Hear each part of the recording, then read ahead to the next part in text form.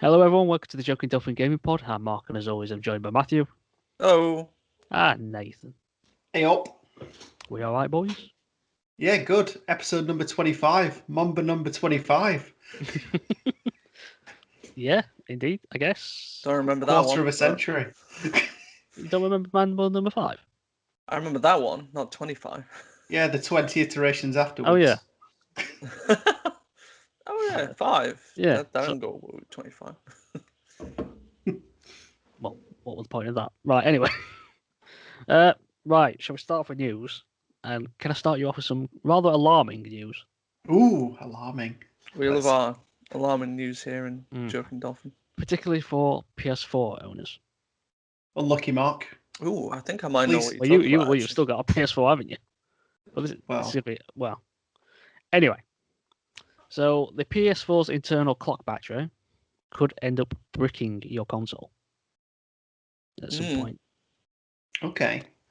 So this is an article from Tech Radar. It says your PS4 console could be rendered completely useless in the future if its internal clock battery dies. You won't be able to play any PS4 games on it, regardless of whether they're digital or disc. Yep. That's according to trusted hacker Lance McDonald, who shared the extremely worrying news that PS4 consoles will be nothing more than expensive paperweights should the internal system clock die. Well, would you not be able to play Blue? No, of course you won't, because you can't play discs. All right. Yep, paperweight it is then. But how could this potentially catastrophic oversight prevent the PS4 from playing games, I hear you ask? Well, it's apparently all tied to how trophies work, and more specifically, how the PS4 uses the console's internal clock to prevent users from manipulating the trophy system. So, as McDonald points out on Twitter, trophies on PS4 require the internal system clock, the one you can't see or alter, to be correct, so people can't change their PS4 date time to make it look like they got trophies earlier than they really did. If your PS4 clock battery dies, or your games die. He goes on to say, if your system clock resets to 0, the only way to correct it is to connect to the PSN network, which implies that should Sony decide to do away with the PSN, in the future the console will be bricked, as you wouldn't be able to correct the clock by connecting it to the network. Okay. So McDonald's statement was in response to a tweet from Does It Play, an account that's dedicated to video game preservation. Does It Play stated that when the PS4 CMOS battery dies, and it will, it renders all PS4 digital files unusable without a server reconnection. And in PS4, it also kills disk playback. Replacing the CMOS isn't too troublesome, apparently, but Does It Play told IGN in India the fact that the internal clock also affects the PS4's ability to play discs is concerning. CMOS can only have its time fixed by PSN or hacks, Does It Play said. The fact it kills this is lunacy. It suggested that it could be fixed with a firmware update, but it doesn't seem to be happening anytime soon, if at all. That's quite worrying and a bit of an oversight. Yeah, definitely. I mean, off the back of PlayStation closing the PS3, Vita, and PSP stores, so it's shown that they can actually do something like that. I think they're going to come out with something. I hope they're going to come out with something to patch it. Going to have to, sure. But I can't see the PlayStation Network going anywhere anytime soon. So that should give them enough time to be able to sort this out. But at some point they'll close the PS4 servers, won't they? And I think that's what they're talking about. Maybe that's what will prevent it. But you should still be able to connect to the PlayStation Network from your PS4, I'd imagine. It's just that the stores will go down because they're not being supported anymore. I don't know, but I guess we'll see, won't we? But it's quite worrying. It is worrying, definitely, that your disc games won't work as well. Because, in my eyes, I see, right, that's my, safety backup that I've got that disc. I can put that in that console and play it anytime I want. And now it just kind of goes back on that. And it doesn't really matter. You bought the hardware, you bought the software physically. They're your things. They should work, surely. I mean, I know nowadays there's so many games with day one patches, so even if you do put the disc in, you're probably getting a broken product if you were to uninstall it and reinstall at some point. But it's just you paying that money to own that medium that it's quite annoying actually that this has happened. It's a bad oversight, I think. Yeah, technical design flaw. And was there something about? Have you heard about the there's the closing the PS3 store and all that. But apparently some patches have also disappeared now as well. So you can't download patches for certain games for PS3. Oh, right. Which is causing issues because there's quite a few games that obviously require the patch. Mm-hmm. So that's not good either. Anyway. Yeah, it just seems like screw the past. It's all about the future now, and that's it, in my eyes. Shame, really. Yeah, definitely, because PlayStation's got a rich history, and like if one of the things that I want to do when I eventually have kids is like take them through the generations, kind of, just so that they got a bit of an appreciation for what's come before. And this is stopping that from happening. Yeah. Any other news? So has anybody heard about the Metal Gear Solid collection rumours for PS5? Surprisingly, I don't think no, I haven't. No? Right, so this has come out on 4chan. So apparently, well, take it with a pinch of salt. Yeah. But a handful. I don't know about a pinch, a mountain. Apparently, Sony and Konami have reached a deal to bring the Metal Gear Solid collection to the PS5 in September 2021. So the collection will feature Metal Gear Solid's Twin Snakes. That was the GameCube remake of the first one. Well, not the first one, but Metal Gear Solid, as you know. Metal Gear Solid 2, Sons of Liberty. Metal Gear Solid 3, Snake Eater. And Metal Gear Solid 4, Guns of the Patriots. It's not going to have Metal Gear Solid 5 for some reason, which don't know why. But yeah, so it's going to be backwards compatible with the PS4 as well, apparently. So it'll be compatible on the PS5 and we'll have backwards compatibility with the PS4. So I'm wondering if it's going to be a PS4 release with like compatibility forwards. Yeah. Yeah, it sounds more likely to be actually for the PS4, but also PS5. But yeah, if this came out, is this something that you'd be interested in? Hell yeah. I'd like to play Metal Gear. I'd like to play Metal Gear 2 again. I do think that's an underrated one. Everyone talks about Metal Gear Solid and Metal Gear Solid 3, Snake Eater. I think they're widely regarded as the best ones. Well, yeah, definitely. I'd want to play Twin Snakes, because when I were looking to play like the first Metal Gear Solid game in like the best possible way, everybody says like Twin Snakes is the best. Like you've got the classic one on the PS1, but when they rebuilt the first one for the GameCube, it's just a lot better and the graphics are nicer, which I always appreciate. But it's just so expensive. You're like, when you go on eBay to try and find it, you're looking about 70 quid to try and buy it. So definitely, if that was part of this collection, I'd definitely be up for buying that and giving that a go. Because I never played Twin Snakes. I've only ever played the OG Metal Gear Solid. I didn't get around to playing Twin Snakes. Or maybe I'm just old school. And I just shunned the idea of a remake of this other version. But... Yeah. Well, yeah, that'd be exciting if it actually happens. I'm surprised they don't include Peace Walker in there. Like the Metal Gear Solid HD collection. Yeah.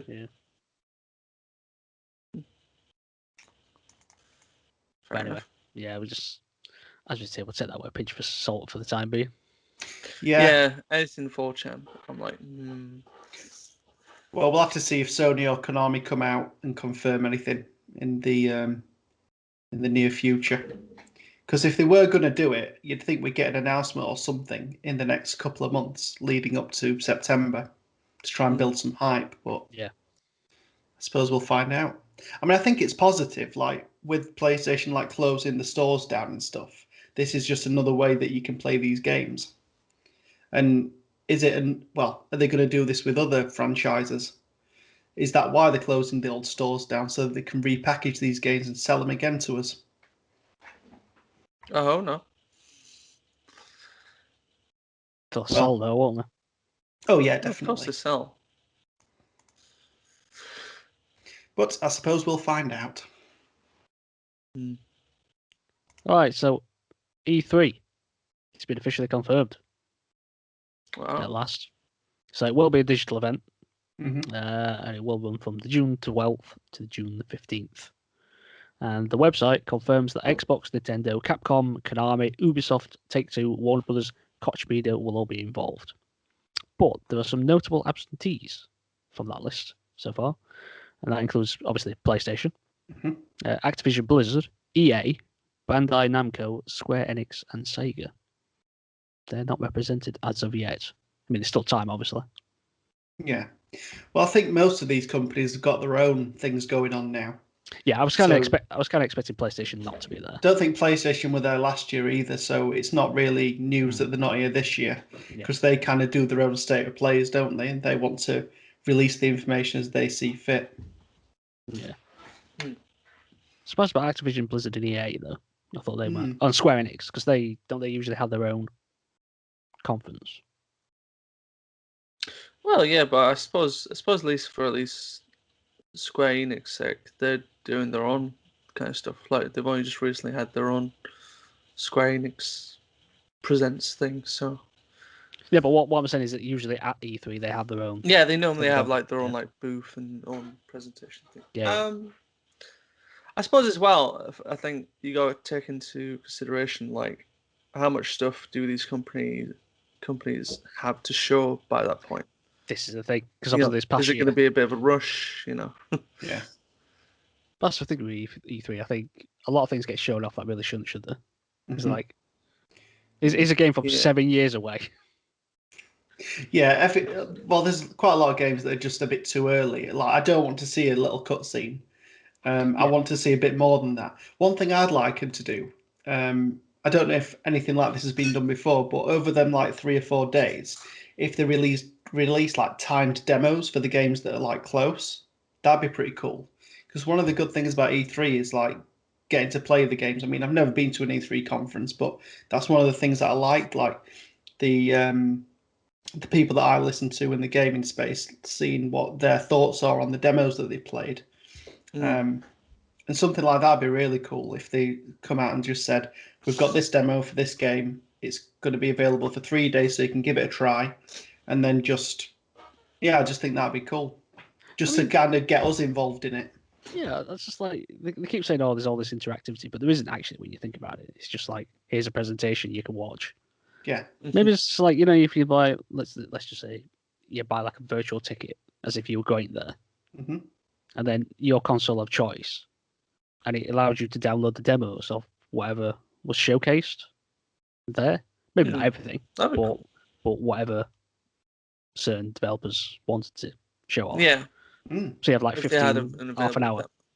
So you would queue up for a booth, wouldn't you? If you went to an E3 to try out a game.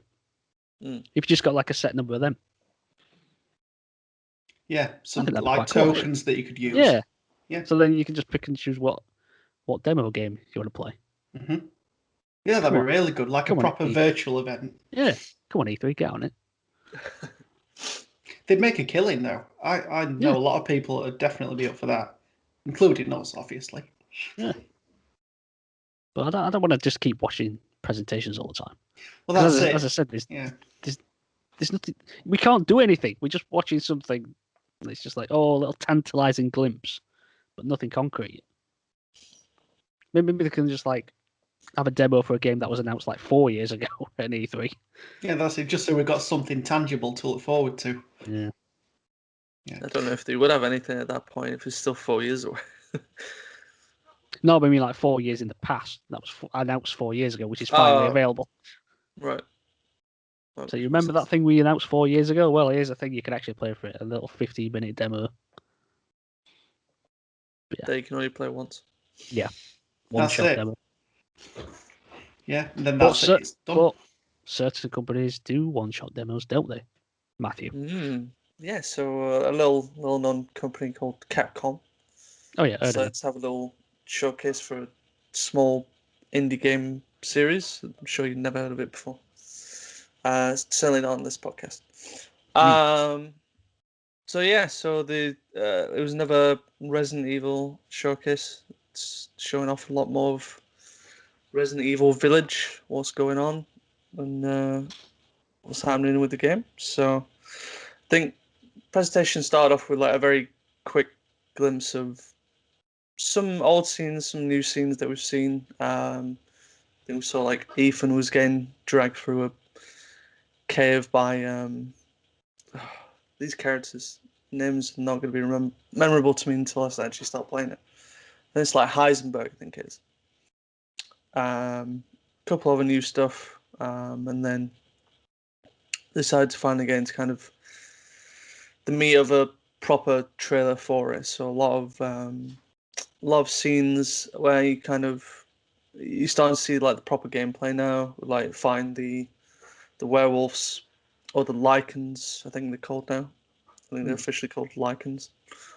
And there's some interesting scenes there. There's one where it looked as though you're in some sort of, I want to say like Colosseum, but like a meeting esque of like you're surrounded by, I think, all the heads of the families that are in there, plus a potential reveal of what we think is like the main head of all these families, the Mother Miranda character.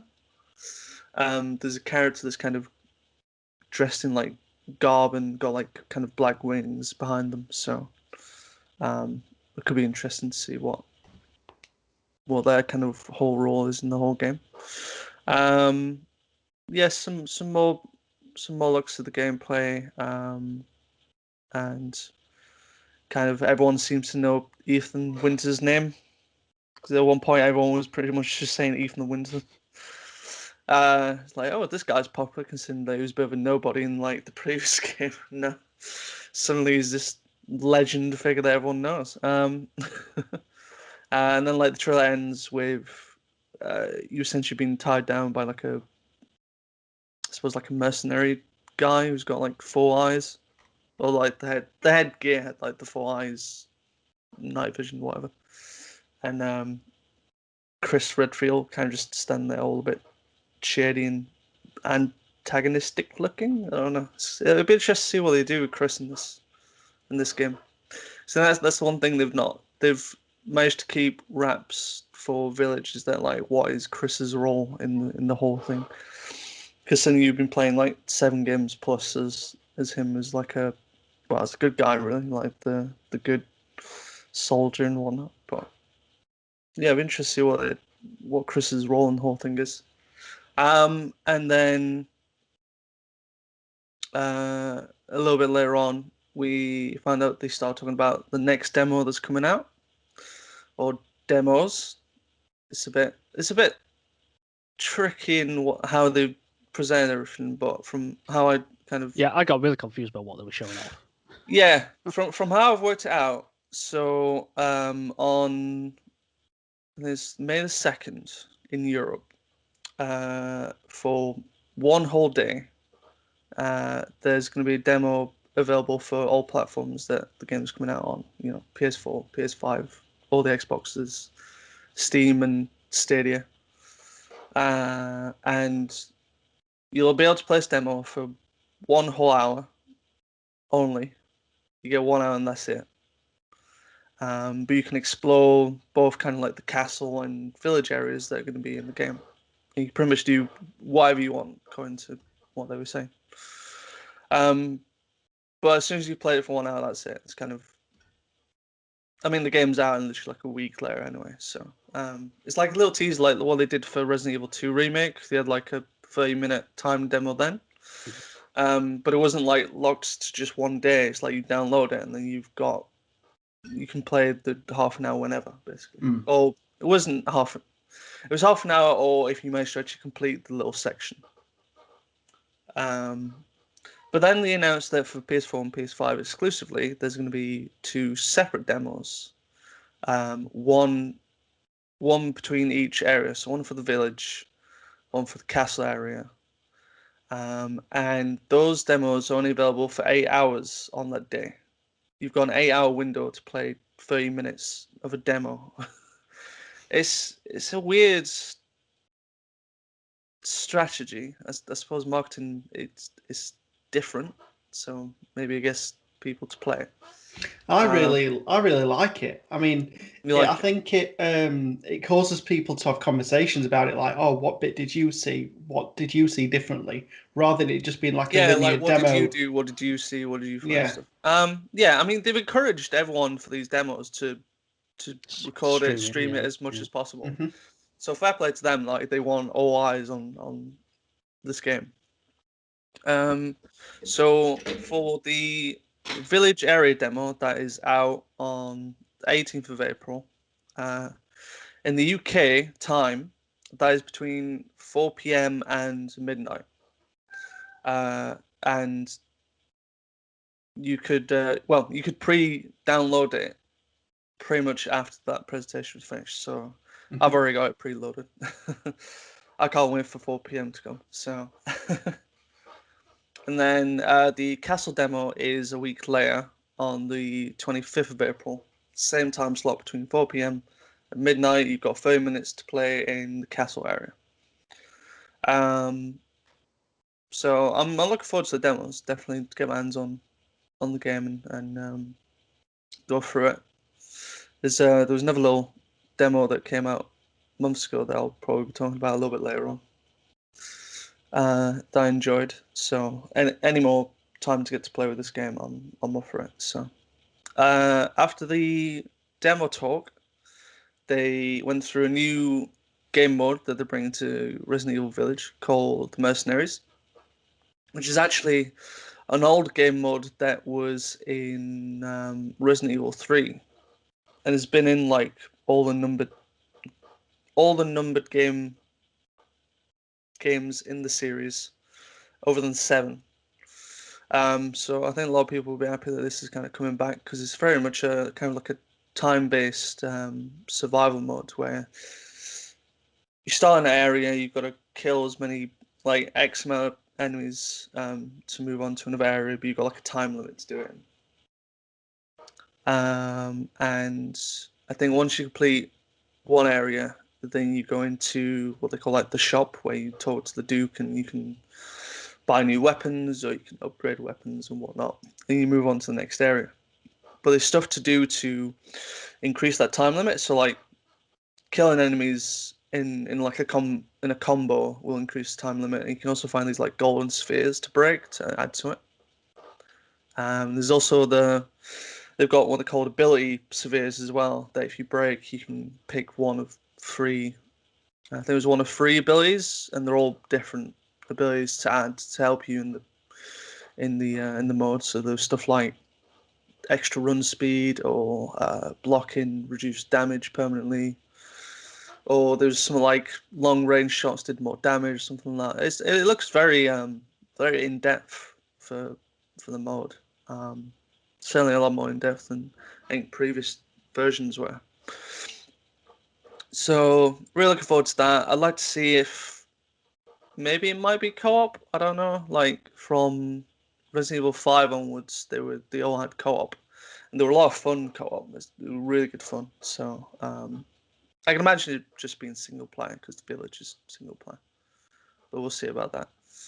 After that, they showed off a new trailer for the Netflix animated series, Infinite Darkness, where we've got the voice actors for Leon and Claire coming back from the Resident Evil 2 remake, so that's kind of cool.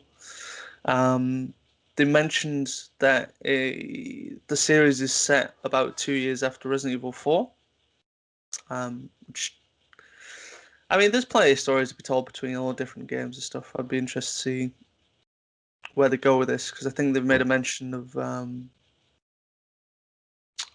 the president that's in this series is the father to a character that was in Resident Evil 4, who you had to save. Ashley, I forget what her last name is. Not gonna get it in this one, but Ashley anyway. So that'd be cool. I'd like to see. I think that's coming out pretty soon. It's in July, I think, June, July time. So that's something else to watch on Netflix, I suppose, for me. 2 other things they revealed. One I'm not all that fussed about, but maybe it might get me to start playing it is that Resident Evil is going to have a Resident Evil's coming to Dead by Daylight, having its own chapter of what they call the DLCs that come to it.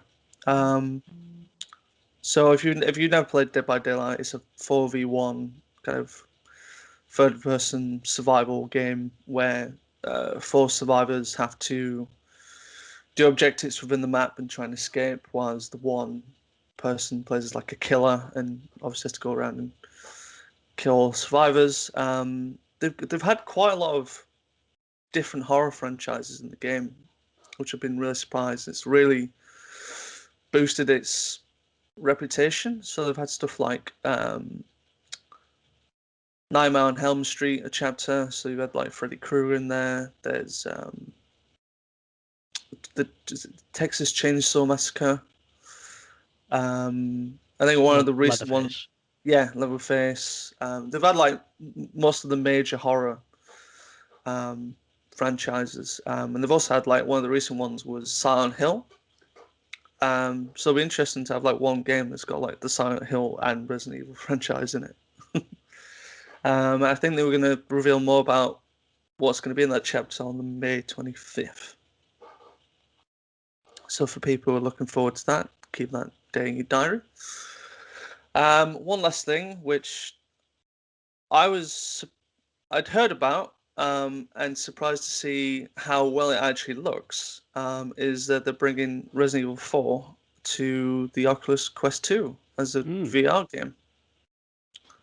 I mean, we kind of knew about it through the leaks. You know, there was already a mention of Resident Evil 4 VR, which is a bit unfortunate because I think this would have been a massive surprise had the leaks not come through. But they finally found somewhere else to put Resident Evil 4. I think that game's on literally everything. But just for the short gameplay they showed, it looked impressive. I liked that it was like the guy was juggling the gun and the knife at the same time. It's like, yeah, that's something you can do in Resident Evil 4 now. I mean, some of the things in that game, imagine VR would be absolutely terrifying. Like doing the one of the lake, the massive bosses, El Garner, something like that. I'm sure I've messed up the name. But like doing that in VR, that would be really impressive. So I don't have money for Quest 2, but if I did, I'd probably be like all over it. But yeah, that's pretty much everything that got revealed in the showcase. Looking forward to Village, less than a month now, so can't wait. Well, there's one takeaway I took away from the Resident Evil showcase, and that was it's pronounced Lady Dimitrescu. Yeah. There's already been an argument on Twitter about that. Has there? Yeah. Why? So when the creators come out and say this is the name, why are you arguing? No.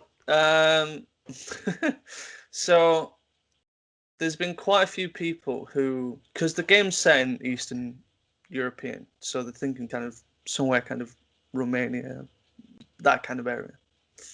And there's been some, I suppose, fans who are from such of an area, Romania, who have kind of heard that pronunciation and gone, that's not how we would say it. Even if it was like, because the name looks a bit, Eastern Europeans, maybe German. Yeah, but they're insinuating it's from there.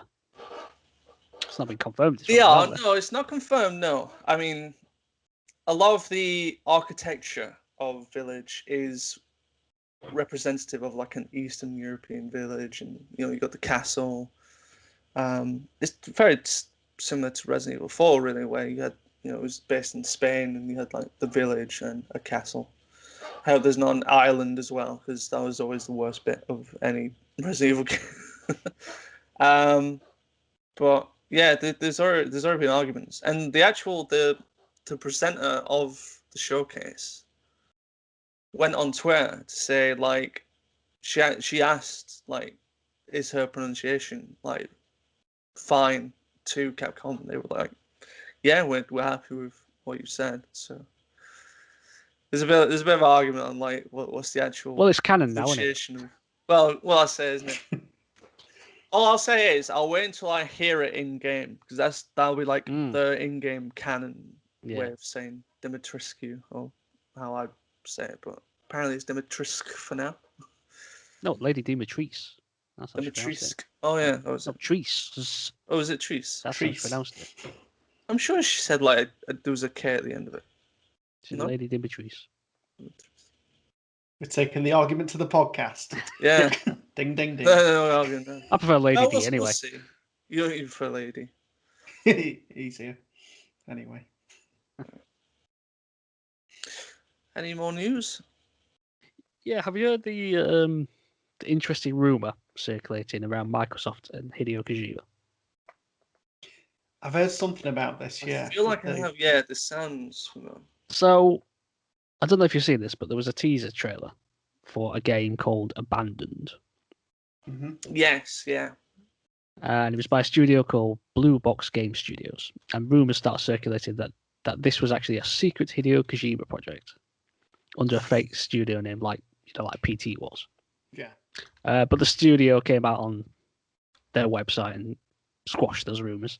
Yeah, they were like annoyed, but they also found like the funny side of it. Yeah, I have to say, you must be quite annoyed to think that you spent all this time doing this game, and then suddenly like think, oh, it's Hideo Kojima's work. This is a bit weird. Doing his old thing, yeah. Yeah, because it was an odd trailer, and it did. Yeah, I've seen it. It's a bit. It was kind of like realistic, but like a grey style, and it actually looks kind of like the same sort of aesthetic as new Resident Evils were. Yeah, in terms of its camera work and that kind of thing. But there was a report on a website called VentureBeat by a guy called Jeff Grubb, and he had an interesting comment regarding it. And he said, the biggest piece of evidence I have that Abandoned is not a Kojima joint is that Kojima is in talks with Microsoft about publishing his next game, according to a source familiar with the matter. And in that article, there was a screenshot of Phil Spencer on one of his Zoom calls. And in the background, on a shelf, is a statue of Ludens, so the Kojima Productions mascot. Yeah, and he stood next to a glowing Xbox sign. So take from that what you will. Phil Spencer loves his little Easter eggs, doesn't he? all I'll say is it's interesting. But that does lend credence to that rumor a while back where it looked like Microsoft were trying to get into the Japanese market. Mm. Yeah, they've always failed in the Japanese market, so they do need to do something. Could you imagine if they bought Kojima Productions? How massive of a loss that would be for Sony. Yeah, that'd be a real. First thing would be like, here's Death Stranding on Xbox Series X. I was just a bit perplexed because I thought when he left Konami, he signed a deal with Sony. But he's only made one game. I thought Sony like helped him with his. I don't know if he was his setup.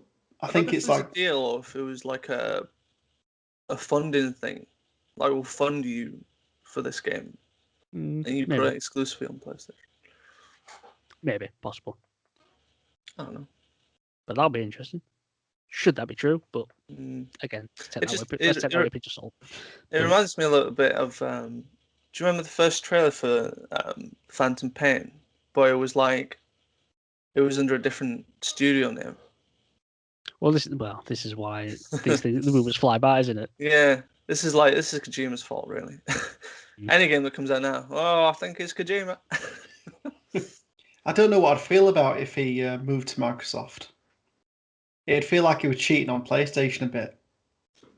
Yeah, well, he's very much been a PlayStation boy, hasn't he? Yeah. When you've got 25 years affiliation with the company.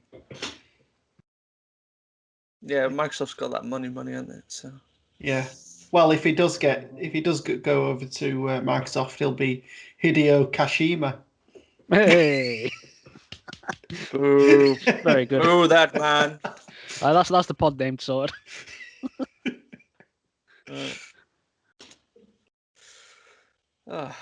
Anyway, speaking of cash, the most expensive video game in the world was sold Yes. recently. Yeah. So it was a sealed copy of Super Mario Brothers, and it was sold for $660,000 or £476,339, which is an absolutely insane figure. Cheap and chips. Yeah, I've got that cart downstairs, Yeah. and it only cost me £12. I've got that cash down back on my sofa. Yeah. So yeah, this was organised by Heritage Auctions, and over the last few months, I've been kind of following a few of these because they've sealed Atari carts have got fairly big, and they've sold a few of them You're for going to be splashing cash. no, not for me. So they've been selling quite a few sealed Atari carts that have been selling for like tens of thousands, but nothing much to this level. So the game itself, you'd think for the price it would be a first edition, but in fact it was part of the fourth packaging variant. So Wow. if they can find a first edition one in decent condition and get it graded, then that could be, well, you're looking at maybe $1 million. I don't know. I think you'd be looking at $1 million quite easily, wouldn't you? If it was a mint condition first edition Super Mario Bros. Yeah. But this got me thinking about people that buy games, sealed games, just to grade them and like keep them in like a package. It just feels a bit wrong. I mean, I can understand that some people want to speculate and buy like a low print run game, get it graded and keep it there. I mean, you probably know this, Matt, but it's big in the Pokemon card scene that if you pack something really good, you'll get it graded and then keep it. But I think it's different with cards because they're just you just look at them basically. If you don't play the card game, but with a game, it's about playing it. But it does lead credence to the art side of it as well, the artwork of the box and all that kind of stuff. Yeah, but I've got mixed emotions, to be honest. I mean, fair dues to anybody that can buy a Super Mario Brothers cart and get nearly £500,000 for it. Yeah. Just to move on from lots and lots of money, there's been a report from Bloomberg that apparently Naughty Dog is currently working on a remake of a game we've not seen for quite a while. Apparently, fans have been absolutely dying for because we've not seen it in years. Yeah. Pull me out of my misery, Matt. Come on. They are remaking The Last of Us. Yeah. Oh, I thought it was going to be something really obscure. I actually heard about this. Yeah. Why? No, Why are they doing this? This is a weird decision to me. Well, according to so it was, I don't know his second name, but I know it's Jason. He used to work at Kotaku, but he's at Schreier. Bloomberg now. Yeah, that's the one. He's really good actually. Again, like finding like the dark secrets of the gaming world somehow. He's got a pretty good reputation, but according to him, the project was initially in the hands of an unannounced new studio that was, I think, based in, I want to say San Francisco or San Antonio. San Diego. San Diego. Completely wrong stance. You are right. Off, right, yeah. But for whatever reason, for the change of mind by Sony, it was handed back to Naughty Dog to work on. I honestly don't know what to think about this. I don't need a remake of The Last of Us when you remastered it last gen. Like, I don't. Why do we need this? I think everybody who wants to play it has got everything they want out of that game, though. Yeah, I'm like, if they said like, oh, we're remaking the first Uncharted, I'd understand it a little bit more. Because I'm like, it's a little bit older. Okay, new technology could make it look a little bit better, move a bit better and stuff. But like The Last of Us. And let's not. That remaster looked great as well. So it's just it's surely you can't make things brilliant. that much better. It still hold up today, 100%. I mean, yeah, like okay, like compared to The Last of Us Part 2, it's not gonna look as good, but like it runs fine, looks fine to me, plays fine. this baffles my mind because This seems like a waste of resources to me. yeah. Well, that's it. They could be working on something new, not remaking a game from 7 years Well, ago or whenever it came out. well, apparently, Naughty Dog, before being moved on to this game, actually weren't working on anything particularly big. Like, so like the studio Sony Bend, who made Days Gone, their team have kind of been split a little bit down the middle, for I think a bit unfair reasons. But essentially, one team for theirs now is working with Naughty Dog on a multiplayer game. Whether that's the Last of Us Part 2 multiplayer game, I'm not sure. It wasn't revealed. But the second team was initially going to be working on a new Uncharted game. That was going to be seen as a bit of a reboot or like a prequel to the Uncharted series. But they didn't. Apparently, the team were like, we don't want to do this. Like, if we can't make Days Gone 2, then we're not going to do this. So apparently they're working on a completely new game now. Which is like, I don't know, like both piece of kind of news came out one article talking about Sony's obsession with blockbuster games now and how they seem to be a lot more focused on making the next big AAA game rather than all the little kind of quirky. I'm going to take games that opposition used to to. that, though, because I know this has been reported, but I don't think that's actually true. I mean, maybe in this instance they are, but they have that PlayStation Indies thing, and not only like a month ago, they released a bunch of demos for indie games and things like that. Yeah, but But were it not games made demos, by trailers. Sony? Was it by Sony Studios, or was it by other? Oh no, it wasn't by Sony Studios. I mean, And if that's that's what what I'm we're getting talking at. about, though, because like a lot of studios that Sony used to own did all Yeah. these like little quirky stuff, like Astrobots, which is absolutely fun and I absolutely love it. Was it Japan Studio? Japan Studios, yeah, they made the last thing they made was the Demon's Souls remake until they got split up, wasn't it? Mm. I think. But they had all sorts of these little quirky games, Wipeout as well, from their Liverpool studios before they folded them. I don't know. It seems from the outside looking in that Sony does seem to be on that kind of, you need to make the next big thing, otherwise you're going to be working on something else for someone else. But I don't know. It's it just seems to be kind of more negative news kind of coming from Sony. I know the internet's been they've been missing Sean Layden, haven't they? Who used to be head of PlayStation. Mm-hmm. And I know there was like a conference speech where he was talking about how much he loves Vib Ribbon. Yeah, Vib Ribbon, such a quirky little game that's just a lot of fun, really. It's just weird and different, but it's like it feels like Sony just doesn't do that anymore. Yeah, so it seems like he was a guy who got it. He understood it. Yeah, he understood think- like the. And maybe that's why he ended up leaving. Because maybe he saw where it was going. Difference of opinion. Could be. Which is a shame. Well, is this going to allow Microsoft to swoop in there? Well, this is it. If It's all getting very interesting, isn't it? All this. This is it. Like it's like Sony's focusing on America, and Microsoft's wanting to focus on Japan. Yeah. It's like, and nobody cares about Europe. And then no, we're the battleground. Everyone wants to be usual. And then you got Nintendo in the middle, which cares about everyone.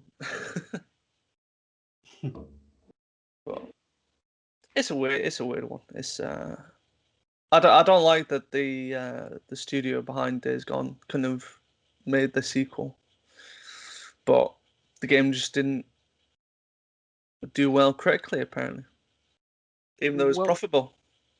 How profitable was it? Or was it adequate? I don't know. All it said was profitable. That's what it said in the article. I don't know actual values.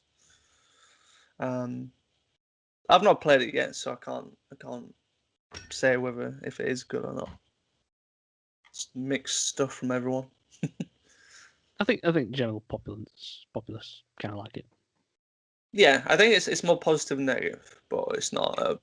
It's not. It's just not overwhelming, is it? It's just it's not like God of War level or Last of Us. God of War, Last of Us, Horizon, Spider-Man.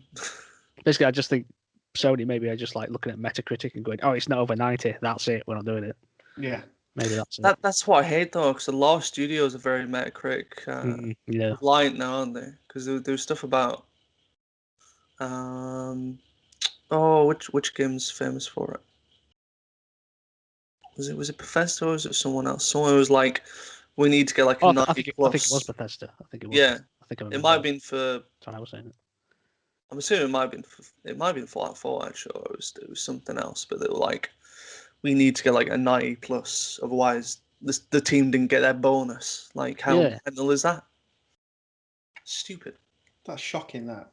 Absolutely stupid. I hate stuff like that. Just so if it's cut off point, I imagine getting 89. Oh, that'd be awful. Imagine that. Oh, we don't get a bonus because like one journalist didn't like certain things, so give it an 8 out of 10 instead of 9. Could have bumped it up over. Yeah, because the thing is, you're not always going to please everyone anyway. Well, that's it. There'll be certain people who hate these games we've mentioned. There'll be people who hate The Last of Us. I mean, there are. Well, Last of Us Part 2 was like a Marmite game, wasn't it? It's like you had people that absolutely loved it, people that absolutely hated it for what it was. But the people that loved it really loved it. Mm-hmm. Yeah, the people that hate it really hate it. Yeah, but it sold a crap ton. Of course it would. All the haters bought it, so yeah. Probably never opened it. Probably bought it and then still based their reviews on the leaks that came out. It's like, just play the game and you'll understand the context. Anyway, speaking of Sony, they've signed a deal with Netflix. I heard about this one for their is it Sony Picture Films? Yes, so Sony Picture Films, after their theatrical runs, will be going on Netflix. And this includes the upcoming video game films, Ghost of Tsushima and Uncharted. So they'll end up on there at some point afterwards. That's great. But I believe for the time being, this is only a US thing, a US deal. But I can't see why that would not change. I'm sure it'll go worldwide eventually. Yeah, we like games too. Come on. Yeah. Just take this slightly away from like the games talk. I wonder what this means for the next Spider-Man film. He mentioned it included that as well. So there'll be Spider-Man going on there as well. Ah, so it won't be on Disney Plus. No, because the Spider-Man films now aren't on Disney Plus, are they? The MCU ones, they're not actually on Disney Plus, are they? I'm not sure actually. I've not gone through a lot of Disney Plus. They're not on it. Oh wow! Obviously, there's only deal. So I think this will probably give them license to put them on here instead. Oh, I suppose that makes sense, doesn't it? But when I say the MCU, it's obviously only the films that he's the star. He's the lead. So the two Spider-Man films, yeah. Mr. Tom Holland. Yeah. It was Uncharted, of course. Yeah. See how that goes once the adventure comes out.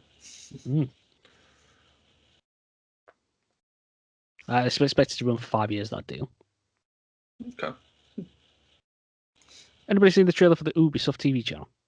Well, online channel. I did, yes. I did not, but I have read about it. What's your thoughts? I don't think it knows what it wants to be. It looked very busy. Yeah, just a lot of people chatting all over the place. Yeah, I didn't really know I don't know until we start seeing the program. It's just a bit. There's some people I knew on it though. There was what's his name? that guy that I know. The one with the tash. Rufus. Yeah, Rufus. Hound. Is it Hound? I think that's the one. Yeah, he was on it. I like it. Yeah, Ellie Gibson, who was on Go 8-Bit. Don't know if you ever watched that. I think she used to be part of staff on Eurogamer as well. Yeah, maybe. I'm not sure. But yeah, a lot of people chatting about it in rooms. Yeah. Yeah, I think from what I read about it, they want to do stuff like talk shows, comedy skits, and like documentary stuff on Comedy gaming. skits. Well, Just what? you know what they want to try and do? They're gonna be like Little Britain, but with like gaming references. Please no. uh, I don't want that. One thing is that this isn't just they're talking about Ubisoft stuff, are they? It's like it's Well, a I don't gaming. know. This is the thing, but surely it's going to be heavily I populated think, with Ubisoft stuff. yeah, I was just going to say, I think it'll be a vehicle to try and push the Ubisoft stuff. If they're pumping money into it, they're going to want that influence. Is it just be 24-hour Ubisoft adverts? But it did seem they had like a good mix because we saw some Nintendo stuff in there as well. So it's not as if it's just going to be Okay. Like if it's more of like more general gaming oriented, I think it could be a good thing as long as like the content on there is good. Right, it's called GTV. Isn't it? I'm going to Makes presume. sense. I'm going to presume that means gamer TV, but I'm not sure. Gaming I'm not, TV. yeah, because I've not actually looked it up. But is this not? This is an online thing. Yeah. So they're currently going to be streaming on Twitch, YouTube, Facebook, Twitter, and Instagram. So it's not actual broadcasted TV channel, but I think that would be a bad thing anyway. I don't know many people who would watch a gaming only TV channel. I suppose it depends. A lot of the content. If they had really good content on it stuff, like I could see like all the esports stuff going on there. Yeah, you can have esports competitions, documentaries, repeats of Games Master, bring back Games Master. Yeah. Yeah, which it is doing. I want to know more about the Games Master. That show that Craig Charles used to present. Oh, what was it called now? I'm sure it had cyber in it. Robot Wars. No, just put Robot Wars on there. That's fine. Oh, what was it called there? Oh, that's gonna really irritate me. What was the one that was on Sky One? I remember there was like two. Go away bit on it. 2 presenters. There's two presenters. This was like years ago. I'm talking about like maybe early 2000s, I think. Where they'd have like kids would be in a little tournament as well, but like they do some reviews of games as well. I forgot what it was. I'd have to search it or something. I don't know. Well, do you know when that launches? I'm just looking on it now. I think it might have already launched. You can see some content on there. Might be worth giving that a try then after the pod and just see what it's all about. Reconvene in a couple of weeks. Looks to be a load of different channels though. There seems to be a French version, German version.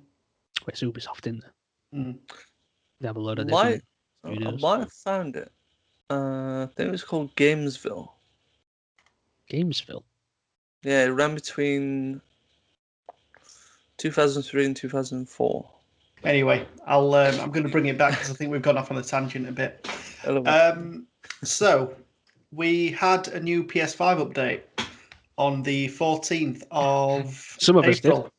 us did. Well, 2 out of 3 ain't bad. Sorry, Mark. Well, there was a PS4 update actually as well. Was there? I don't know what it was though, but there was. So this update that we got for the PS5, so it now gives us the ability to keep games on USB storage. Unlucky Matt.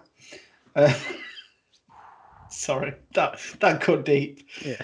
You laugh, but I've got a 2 terabyte one set up again. So shut the fair enough. Flub up. Shut the flip up. There we go. Yeah. So that's good. So basically, you can't run the games off the storage drive, but you can transfer them from the storage onto the console to run from. Hang on, what?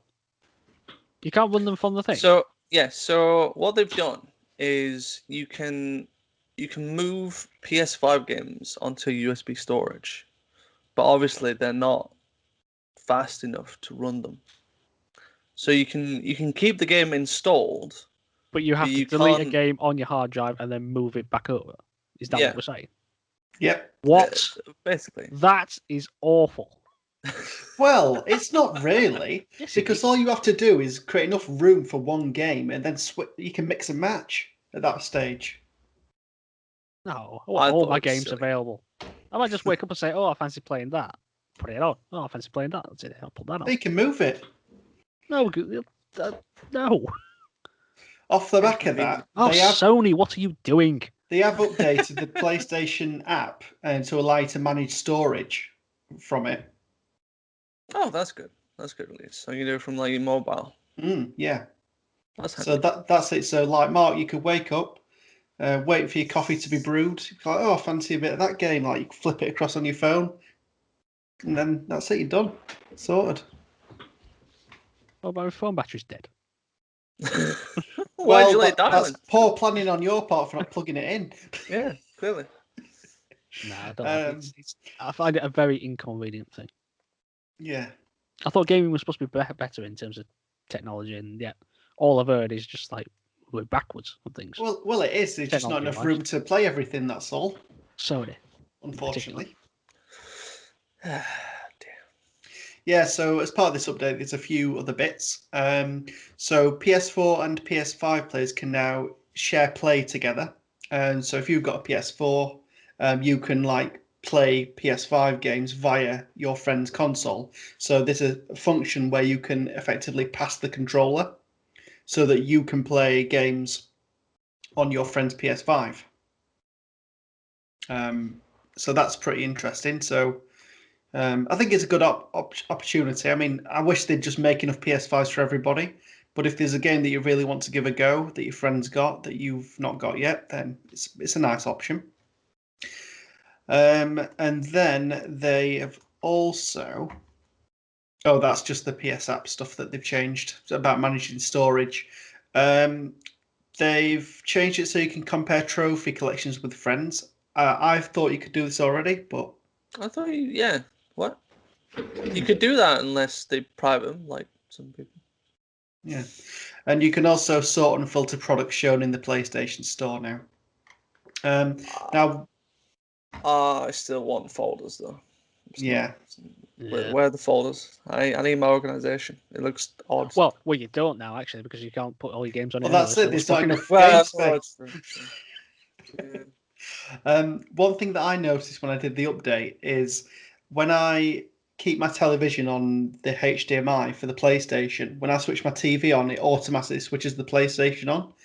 I've not found a way that I can change that yet, and it's quite annoying because... Oh, that's weird. Yeah, it's also renamed the HDMI as well to PlayStation 5. It's taking over. Whoa. Are you suggesting you don't put your TV on for anything else apart from the PS5? That's the only thing you ever used it for, surely.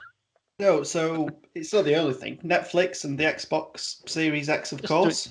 Do it through the PS5. Yeah. Turn on your Switch through your PS5. Yeah. Oh, on the Switch, I forgot about that. No, that's it. You turn your Switch on and it turns the PS5 on. PS5's like, no! How dare you play anything else but me? Yeah, that's it. Come on, Nathan, play Immortals Phoenix Rising. You know you want to, but I want to play Luigi's Mansion 3. No. You have chosen boldly. Play me, meat sack. Anyway, my PS5 overload now dictates whatever I do in life. So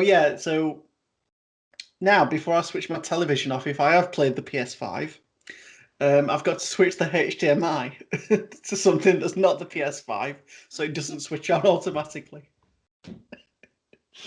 I don't know. There is one thing as well, actually, that came through in the PS5 update, is that you can now set it so that any PS... Well, I suppose it's probably just exclusive to PS4 games, but any PS4 games that you play that didn't have HDMI, does not have HDMI support, you can set it now so that the TV won't use the HDMI for that game. Which I tried it with a game that I've been playing over the last 2 weeks, but I don't know. I'd start fiddling about with like TV's picture controls for like brightness and whatnot, because suddenly the game was like much darker. Oh. I was like, oh god, this is horrible. Why? Yeah, no, go back to HDMI. Anyway, yeah, that's the update. Still no folders. Still no folders. And HDMI shoes. Just to swing it all the way back from Netflix. The animated series Castlevania is coming back this year on the 13th of May for its fourth and final season, which I'm a bit sad about because I absolutely loved the series so far. Although there's rumors about a potential spin-off coming from it, which would be good. I'd love to see him just continue with that world because it's absolutely bleak and terrible, and I absolutely love it. Masochist. What? Yeah. So you got any more news? I've got a tiny bit of news. Tiny bit. So a job advert has suggested that the next Bioshock game will be open world. Sounds interesting. I'm not sure what I think about that. I think I think it's same with anything, but if you can make it good, then yeah. But I just don't want it to tarnish the other games. Because I think we saw it with Fallout 76. It was rubbish when it first released. Has it got better? Well, I think it was rubbish because of the bugs. Really, it was buggy at launch. There was no NPCs. It was really meant to be kind of a map where the players really gave like the lore to that area and stuff. But I think a lot of this that they've done where they've added NPCs and all that stuff has added a lot more richness to the area. A lot of people are saying like the actual where's it based? Acapella, I think it is. Saying it's actually one of the more better Fallout worlds because there is a lot there to it. So I don't think.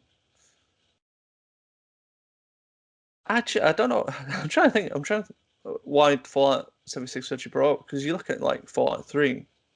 Actually, look at any Fallout they've gone open worldness to it. So Fallout 3 was open world. Fallout 4 was open world in Vegas, and they're all brilliant. I think if there's enough content and they can expand the world enough and make it interesting, then it's fine. But for me, I just don't like these empty worlds where there's nothing much to do.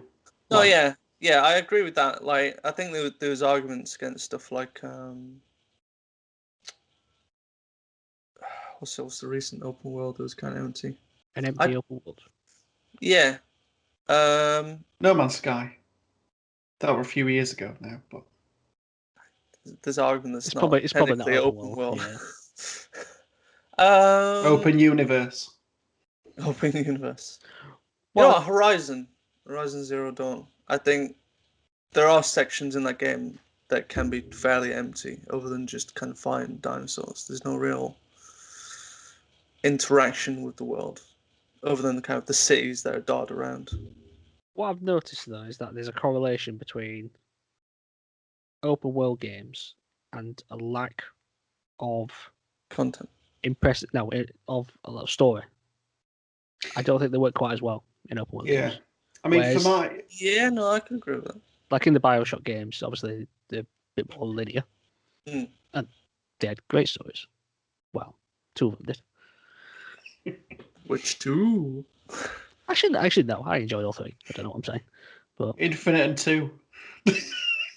Ouch! I'm joking. You're just kicking the first game down. But I do think open world games suffer in terms of story. So yeah, if this new Bioshock, I'm kind of a bit worried about. Is this gonna have a half-assed story? But we'll see, I guess. Well, I think it's down to taste because personally, I do like adventure, fairly linear adventure games that'll tell me a story in between probably 8 and 12 hours, and they do it really well. I don't want to sink 50 to 100 hours into a game where I create my own character and have to venture around everywhere doing the same missions over and over again to get loot and stuff like that. How much of this is going to be a grind? Don't know. I suppose we'll find out. I actually think that's something that the kind of more recent Far Cry games have an issue with. Like, It's open world. I think there's a lot to do in it. There's loads of content and stuff, but the actual stories, I think, really suffered. Especially 3. I think once trying. Don't want to say spoilers, but once a certain character has died, that's clearly the more interesting character. The story really tanks to me, and I'm just like, it started becoming like a real struggle towards the end.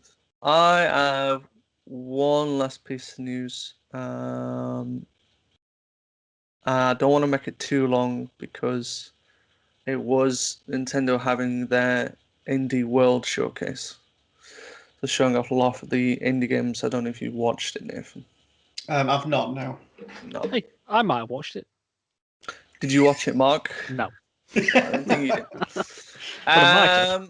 I'm not gonna go through all the games that I saw. The ones that caught my eye in the showcase was there's one that was called Road 96 that plays a bit like to me it played like a bit like a first person Telltale game where it's like it seems generally how do you say words are not my strongest suit. Or is it randomly generated? Procedurally generated. Procedurally generated is the word I'm looking for. Words. I did well in English. But it's got that kind of sense of procedurally generated different routes and story beats depending on actions that you take and stuff. Mm-hmm. So it looks like you play as like a teenage girl where each interaction you have is different through each playthrough. So like you could be talking to some boy, you end up in like a diner at one point, or something else happens and you end up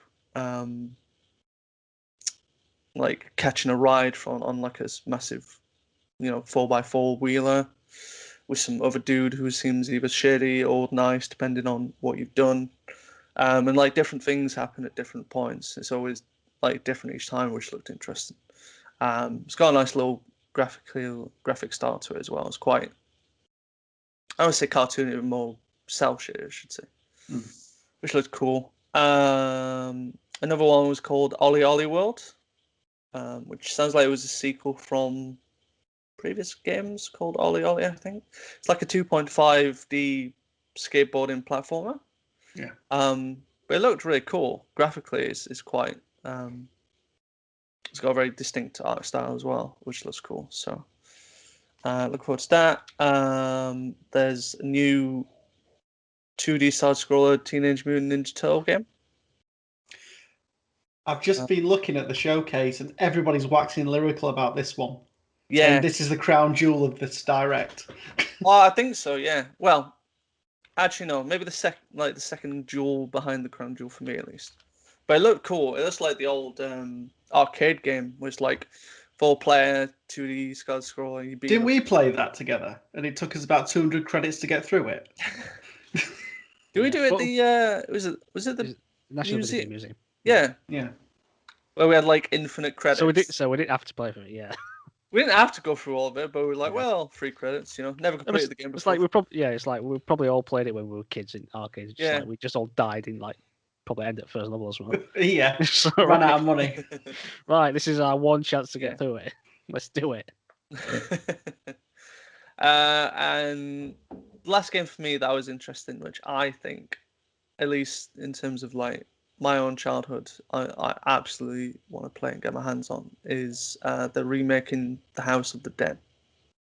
Ooh. Graphically, it looks really nice. Actually, they've really like done the graphics up. It's not a remaster. They've remade it from the ground up.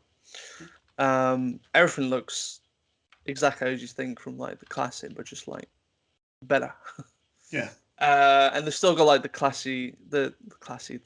cheesy classic lines from the original game. They've kept them in just to like still keep that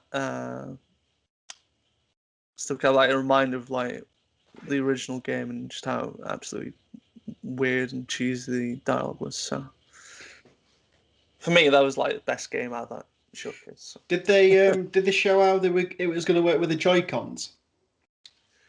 They Were you didn't. going to be able No. to use them a bit like a gun, or?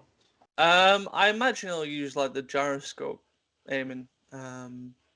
Probably similar to like like Pokemon Let's Go. Yeah. Use the gyroscope. I imagine it'll be like that. But there was no definitive date on that one. It was just available later this year. So, but I'm absolutely looking forward to that one. Can't wait for that. That was like my childhood. Whenever I went to like with seaside holidays, like going to arcades, first thing there. Yep, House of the Dead, Time Crisis, Point Blank. Love those games. So what we've learned is that you just like shooting things. That's what. Yeah, I we like yeah. shooting things. Yeah. I was never allowed to play shooting games when I was younger. Oh no. Yeah, lived a sheltered life. Right, shall we move on to what we're currently playing? Yeah, Yes. go on then. Let's do it. Mathew, you kick us off. Oh, me? Okay then. This might be a little mixture of things. A mixed bag. Yeah. So, first things first. Gone through Horizon Zero Dawn. Planned it. Ooh, get you. Oh, that's Platinum why I mentioned everything. it. I want a bit of a Platinum 3 this year. I've gone from doing 3 last year, which were the Spyro games, to already 4 this year. So, yeah, I absolutely adore this game now. I think I've got a lot more appreciation for it now that I've probably gone through it and learned the story, learned everything that's happened in that world, and gone through the DLC as well. So the Frozen Wilds, that was a challenging B. Uh, not to finish that word off. They introduce the thing about only about three new I suppose animal species, the robot animals. But like they're the most toughest ones. Like they really give you a challenge. You have to like relearn everything that you thought you did from like the base game in this one. Like what you need to do, be a little bit more kind of patient with them, and to really use like your whole kind of arsenal of weapons as well. So, but I absolutely loved it. I've loved my time playing as Aloy, and really looking forward to the next game, which hopefully shouldn't be too long. I believe it's this year. So enjoyed that. The next game that I've got on my list that I want to go through, whether I platinum it or not, is going to be a different No, you matter. probably will. Let's I face don't. it. Well, we'll see. I'm going through Middle Earth: Shadow of Mordor. Oh. So I remember getting this around the time it launched, which was, I think, pretty much around the time PS4 had come out or something like that. Pretty close. I'm pretty sure it was definitely one of the first games I got from a PS4, and I didn't. It didn't grasp me enough for me to kind of. I didn't get very far in it. I remember I only did like a few missions, and then I don't know. Something must have come along that kind of took my attention away from it. Probably some like Destiny or probably Call of Duty Advanced Warfare around that time as well. So I just didn't get on with it at that time. But I wanted to kind of give it another proper go this time around and see whether what I remember back then was the same now. And going through a lot more of it, I think I'm enjoying it more now that I've unlocked kind of more abilities. I can do a little bit more in terms of like how I come across the various kind of captains in the game that you can take out. Like each captain's got a different set of strengths and weaknesses, and you learn kind of what's best to kind of take them down and stuff. And the game isn't as challenging as I remember it, but I think that's more because at certain points, if you get into a fight and like suddenly just hordes of orcs come at you, it's a lot more kind of bad to kind of just run off and kind of come back at a later date, because like orcs, once you get swarmed, it's a ridiculous ordeal of like fighting different type of orcs, which ones can knock you off when you try and jump over them, which ones can kill you in one hit, or like which ones are like just throwing spears or shooting arrows at you from a distance, and they can be tricky to dodge. And then if Cordors, no, is it Cordors? Cardors, something like that, like these massive beasts that you can ride coming and getting themselves involved, then that's even worse. So I think I'm playing a little bit more smarter in this time around, but I don't know, the story's just not really grasped me. Maybe if I get through a lot more of it, I might eventually get into it. But at the moment, I'm just kind of just going along with it and just kind of going from one thing with the other without really thinking much about the story. I don't know. It's not really grasped me at all. But the reason why I say I don't know if I'll platinum it is because there's these missions where you go through them all and you can eventually upgrade. You've got like a sword, a dagger, and a bow, and there's these like legendary versions of these weapons that you can get, but you got to do like 10 of each to get it. But one of the sword ones that I've been trying to do that's inside this cave, as soon as I try and activate it, game crashes. I don't know how to get around it. So if I can't do that, then automatically I can't platinum the game. So I'm getting really frustrated about that. So I'm like, there was at one point when it crashed like a second time, I was like, I don't think I'm going to play this game again. I'm just going to leave it. I just can't be bothered. But I think I'll get through the story and then I'll see if somehow that mission reacts better once I'm further on in the story. Maybe I'm at a certain point that it's just for some reason crashes all the time. But I've like uninstalled and reinstalled the game based on a forum post saying that should fix it, but it didn't. So that's a little frustrating, but I'm getting through that. Another game that I've been going through is Tennis World Tour 2. So I quite enjoy majority of tennis games. I quite like tennis in general. I'm not good at it, but I like the sport. And whenever I've played stuff like Virtual Tennis Series or Topspin ones, they've been really good tennis games. I've really enjoyed them. And I've always been kind of like wanting like a new tennis game. Like I've not had one for like close to like 10 years or so. So I thought I'd put this up because it got decent reviews. I remember playing the first one, wanting to support that, and coming away from it thinking it controlled really badly and was actually not that good. But I kind of like wanted to give it another go, sort of thing. And when I started playing this, it seemed like the AI kind of always hit like the lines all the time, and it was frustrating to play to a certain extent. But then kind of once I started playing exhibition matches and playing with actual pros and stuff, I actually felt a lot better. So I thought, okay, well maybe it's just my created character that I've got in this career mode. The stats just aren't good enough to do what I need to. So maybe I just need to kind of wait until my character stats get better, and then maybe I'll start enjoying it. And I did to a certain extent. Like I started finally kind of winning tournaments and getting up the ranks and stuff. So it's not bad. I definitely play something like Virtual Tennis 3 or Mario Tennis over it because they just feel more better. Yeah, I think like the more arcade feeling tennis games feel much better to play. But it's not a bad effort. Graphically, it looks nice. The sounds are okay. I kind of wish the crowd would react a little bit more to stuff that happens. Like if you go into a long rally, like the crowd should be a little bit more kind of ooh, like oh and stuff. But Oh, they're all told to be. Well, they're all told to be quiet, aren't they? They're not supposed to.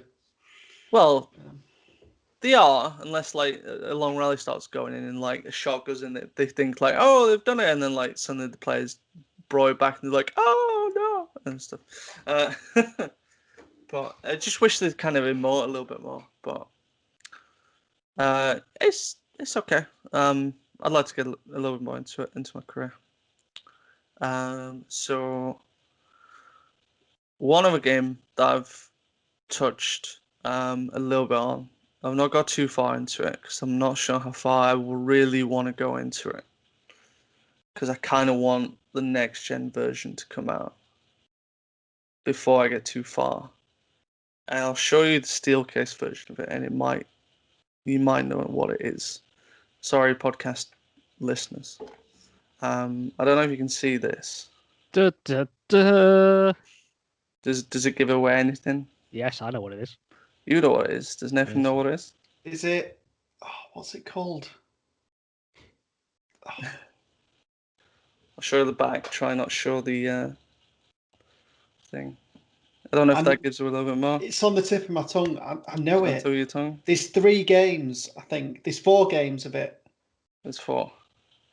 4 games of it. Oh, what is it? We'll see how close, Nick. I don't know. It's not there. It's not coming to me, I'm afraid. If I opened the case, would that you won't give believe it away to you? Yeah. Oh, what? It's Cyberpunk. Yeah. Cyberpunk What the heck? 2077. I saw a deal for the Steelbook. I was like, all right, fine, I'll go for it. You give me the Steelbook. Because I like my Steelbooks. But yeah, Cyberpunk 2077. Decided to jump in because I can't buy it digitally. Thanks, Sony, still going there, but Well, with reason. With reason, yeah. There's obviously a reason. Yeah, thanks, Sony, for not letting me buy a broken game. I mean, it's not as broken as it used to be. Maybe, I don't know. I've not got that far. So I take it you've had no issues so far. Then. I've had no issues other than I've seen Jackie walk through a door that was closed. And I was like, "This is what happened to you, wasn't it?" Yeah, I saw the same. Someone thing. walked through a door. Yeah, he walked through the elevator doors that were still closed. I'm like, how do you? Fine, okay. he's a ghost. What option did you pick to start your player? So I've gone down the Street Punk. Street Kid, yeah. Street Kid, yeah. I think we've all picked a different one, haven't we? Yeah, you went corporate. Didn't you? I went corporate. You went like, yeah. Well, that's why I went through the Street Punk, because I remember Nathan went corporate and Mathew went down the Nomad. The Nomads one. So I was like, oh, I'll go down the other one then, try and see what that's like. So far, I am actually enjoying it. I do like what kind of the story's kind of leading me to. Kind of, and the world as well. Like the first time that I got to see Night City in kind of all of its grandeur, I was like, actually, this is pretty impressive. Like graphically, it still looks really nice. I want that next gen version though, because I'm sure it'll look just even better. Yeah. But so far, I've found it fine. The gunplay, I was talking to a friend of mine about how the guns feel, and I think we're in kind of a little bit of an agreement that like the guns feel like there's no real weight to them or have an actual impact when you shoot. Do you know, like how? That's odd, because when I played it, I thought it did. Maybe that's just really. Me. It might Although be it was a while ago, because I played it just after it launched, but well. I can't remember. It might be just kind of my years of playing kind of Call of Duty and Battlefield games, but like, you know, when you shoot a gun in Call of Duty, you really hear it, and like you get like the feedback from it. It's, you know, you're like, oh, this is probably how the gun feels in real life, probably. But I think it's one of the weak areas, I think, for Cyberpunk at the moment. I've not used too many guns. All I've used is like a handgun that you get at the start of the game, and I picked up an assault rifle from a dead body. Does it make much use of the haptic feedback? Not at the moment, because it's, Yeah, 'cause it's I'm still just- technically the PS4 version that I'm playing. Because I'm just wondering, maybe that'll change things when I the hope update so. comes. I hope when they finally give the PS5 kind of update to it, like they really use all of. I can see the game really use the haptic feedback quite a lot, like especially for like driving and stuff. Yeah. That'd be cool.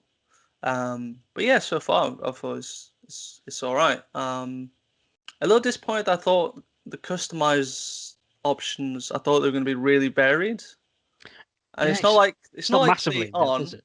Like Yeah. there is a good number of options, but I was like expecting like full on cybernetics, stuff like I could like have like a cybernetic head or something, or I could do something with like the body and legs. But I think that's when you get into the game and you start picking up the upgrades, like the cybernetic upgrades, and that's when you start getting that kind of stuff. But even then, I was expecting a little bit more for like face options and stuff. But it's fine, Met a guy who's got a thing down under, so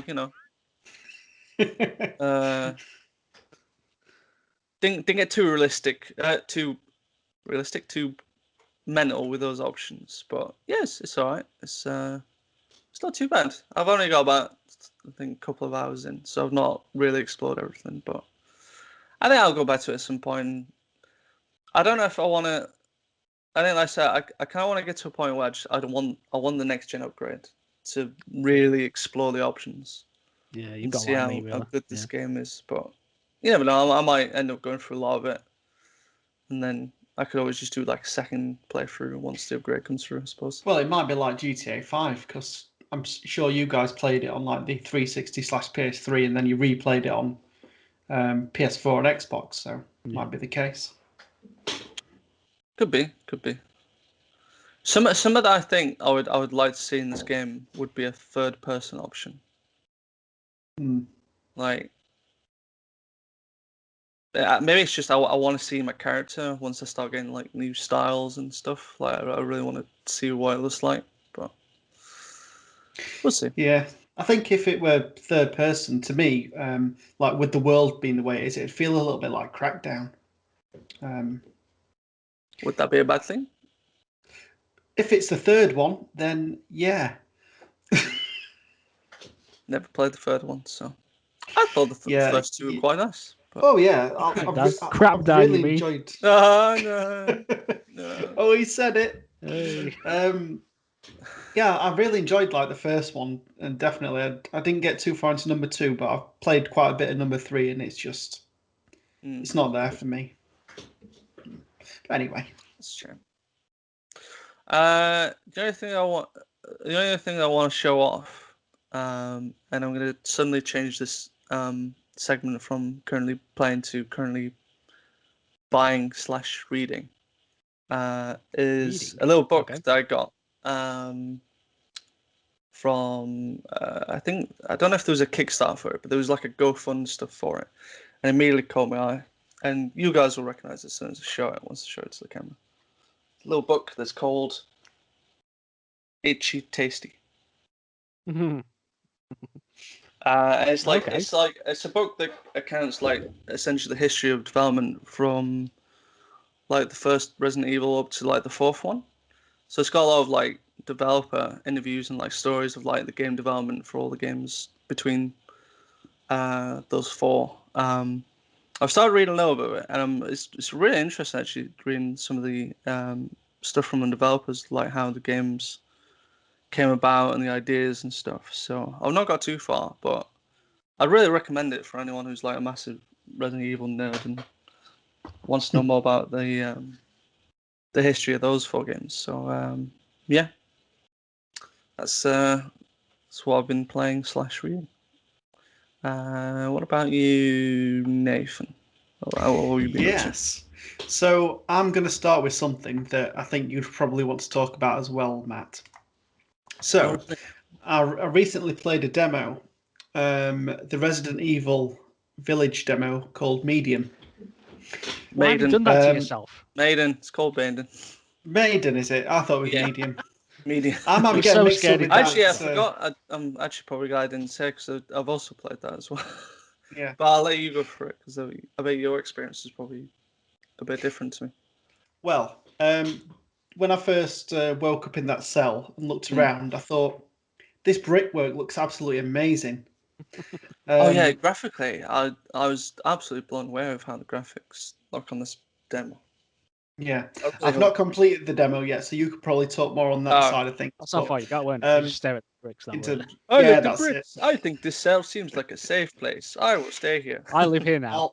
This is my place. Yeah, that's it. It's like they can't get to me. It's all good. Yeah, I only got it installed about an hour before we started recording this podcast, so I've not played a lot of it. Because I don't know why, but Matt's voice came into my head and said, "Oh, have you not downloaded that yet, Nathan?" And I'm like, "Oh yeah." So I decided just to download it because Download the demo, Nathan. I can remember you mentioning it earlier this week or something, and it just popped into my head that you'd mentioned it. Anyway, so yeah, firstly, it does look absolutely fantastic. It's got such an atmosphere to it. Yeah. You can almost smell the flesh. The graphics just convey so much, and the atmosphere and everything. So basically, you wake up in this cell. I found a note. I've read that and found how I can get out of my cell. And now I'm exploring the catacombs. And one thing that shook me to the core in the letter that I read was that you can't let them see. I'm like, who are they? And then I was like, right, maybe I'm just going to stay here in this cell with my letter and just walk around a bit. Yeah, anyway, I've explored the catacombs a bit. I've come to a door that I can't get through yet. I've managed to get into a few cells because I found this body which had some cutting equipment lodged in the person's back. Yeah, bolt cutters. Yeah, so I managed to get them, so I can now get into the other cells and explore a bit. I found a guy that was hanging that didn't have any legs. So I imagine he got legless the day before. And yeah, I'm a bit scared to continue now because I'm like in my little save space where I've explored and I know where everything is. I know So this I'm at area. a point where I'm at a point now where I can like get through this door and continue. But you don't want it. And yeah, that's it. The game makes me feel bad inside. I don't want to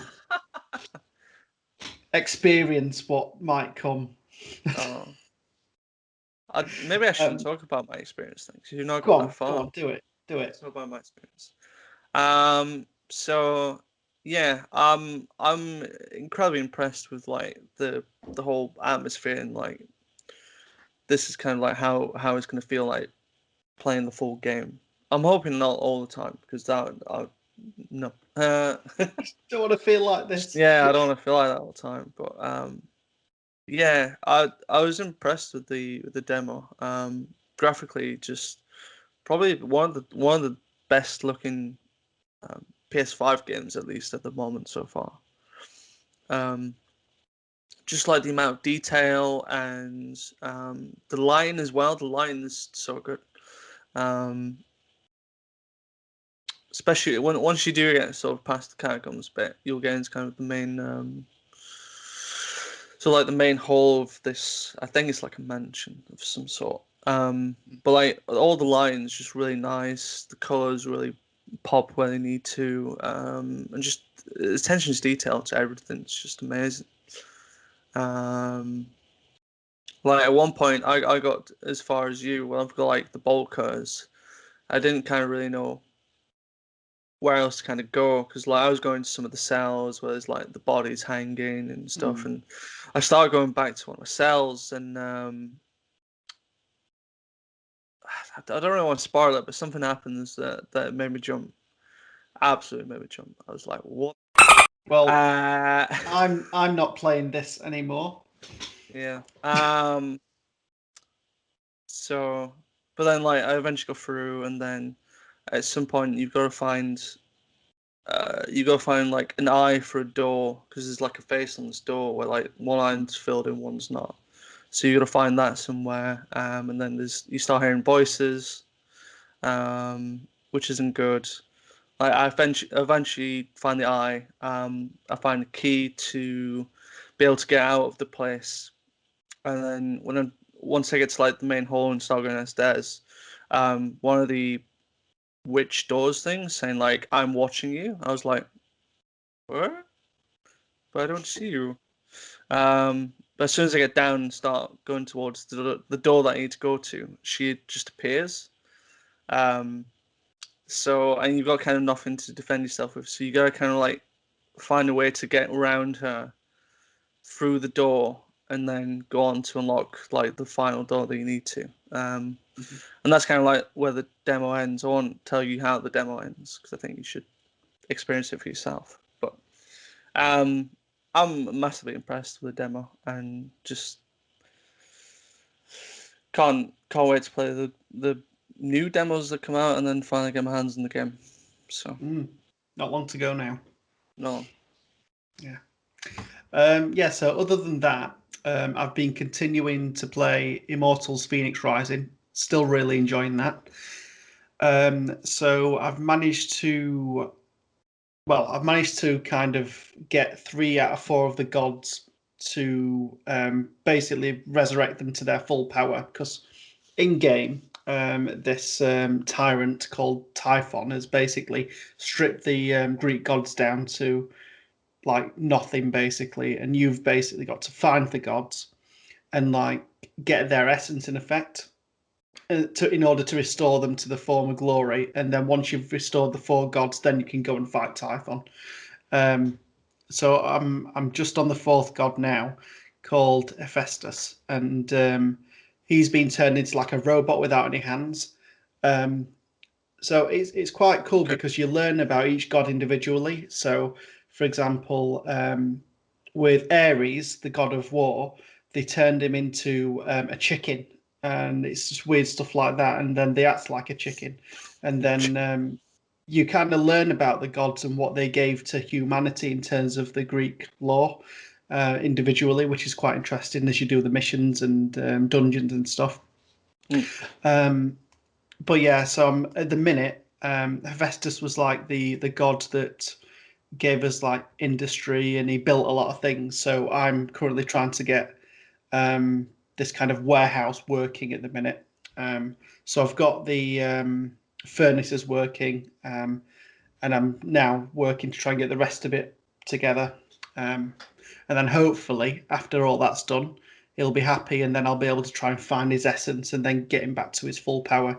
And then at that stage, I'll be able to go and fight Typhon. So I think I'm like pretty close to the end of the game at this point. But yeah, I've really enjoyed it so far. There is actually some DLC for it, and that gives it like more of like an Eastern influence. But I've heard some mixed reviews about it, so I'm not quite sure if I want to delve into that because I'm enjoying the Greek mythology so much. But we'll see. I'll see if I hunger for more after I finish the main game.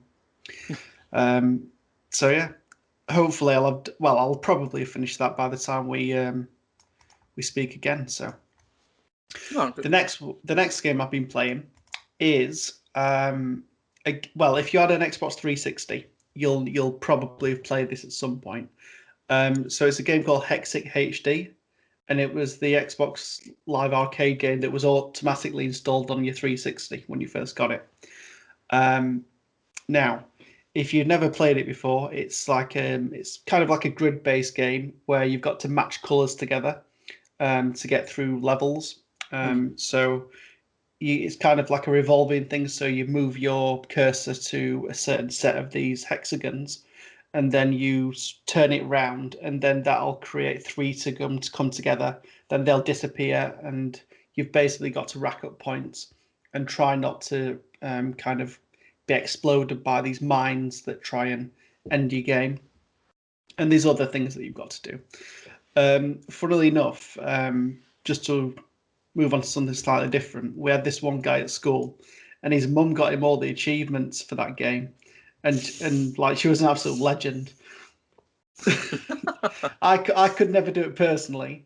I'm still trying to this day, like however many years on.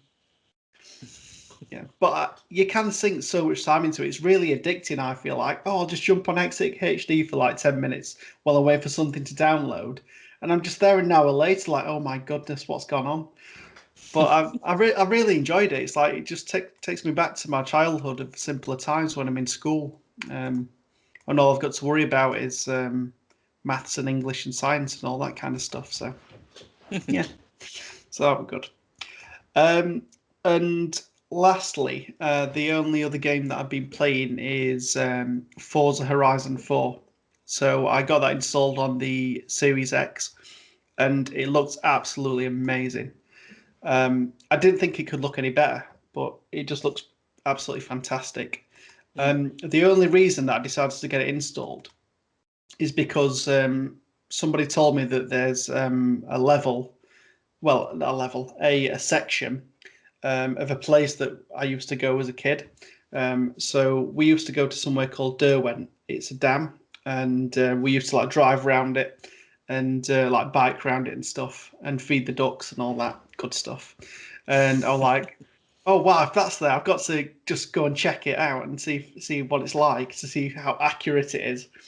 And to be fair, it does seem fairly accurate, but the shop's not in the right place. There's a lot less ducks. Well, there's no ducks at all. What? But like the dam itself is absolutely fantastic. And me being me, I drove up to the top of the dam and drove off the edge and fell into the field. But yeah, it was just great, like to just drive around it, and from there, I just got sucked into playing the game. I just like drove around and it's just so peaceful, just driving. Like in the game, you can like see other drivers, and they've got like your friends like gamer tags on there, so you think, oh, I'm going to run him off a road, stuff like that. But bar that, I was just like peacefully driving around the countrysides and just having a really good time with it. To be honest, I'm not too far into like the main story of it yet, because when I get on it, I go on it with the best intentions of like, all right, I'll play a bit of the career side of it and get that done. But I end up just driving around, looking at things. But yeah, no, it's a fantastic game. Like if I think you've got it, haven't you, Mark? Yeah, yeah. Yeah, if you've not got it installed on your Series X yet, yeah, definitely get that I've got on. it installed, but I'm not played it on Series X yet. Yeah, I mean it is fantastic. Whichever console you play it on, it's great. Just a great game. Yeah, and that's what I've been playing. What about you, Mark? Right, so I've only played one game, but it's taken up quite a long bit of time. Not quite finished it. I'm very close to finishing it. I think I'm on the last chapter now, and that was Watchdogs Legion. Oh, when did you get that? Just after the last podcast, I think. Oh, nice. So pretty much be spending all my time playing that. So without going too much into the story really, but it's basically set in a near future dystopian London, and at the start a bad thing happens, and the London cell of the hacker group DedSec, who's been in the previous games, Yeah. are framed for it, and then they get disbanded. And in the wake of what happened, the government give policing powers to a company called Albion to restore order and to bring down the remaining members of DedSec. And London ends up becoming like this surveillance state where, with drones and extensive use of, the CTOS system, and that was devised by Bloom, which has also appeared in the previous games. And you start as a lonely operative, so you get to select. It gives you a bunch of options for an operative to select. And you begin the game as that operative, and then it's up to you to recruit citizens of London to join your cause and rebuild DedSec, and discover what happened. It's actually a really good representation of London and British life in general. I was actually quite impressed with that. It's like all the tourist spots are there, Trafalgar Square, Piccadilly Circus, Bookhouse. They're all there, and they all look really nice and everything. But I'll tell you what really confused me about when I started playing this, is that driving on the left-hand side of the road. What? Really, really confused me. Because all these open world games, like usually set in America and all that. So you end up like driving on the So right. you go drive on the right. So. Yeah. So obviously it's back in Britain now. So I'm driving on the left. Go drive on the left. Yeah. The amount of times I've ploughed into oncoming cars because I'm thinking, Just be on the right. Yeah. It's like even though it's the correct side of the road, it's just like I don't know why I've done that. It's important. It is the correct right side. Yes, it is the correct side of the road. It's the only side that you should be driving. The NPC dialogue is pretty entertaining. There's a lot of British slang and swearing along the way like, for people on the streets. Oh, I. Yeah. I can't go into that further, but it's quite funny. The recruitment process. Now, this is so, they made a big thing about this when the whole thing with the game was announced about you can recruit anyone you want in London. And I thought, right, this is going to be quite limited, isn't it? They're going to have like 12 skills maybe, and they're just going to be randomly allocated to people on the street, and it'll just be whatever. But actually, it's surprisingly well done. You can actually hire anyone in the city.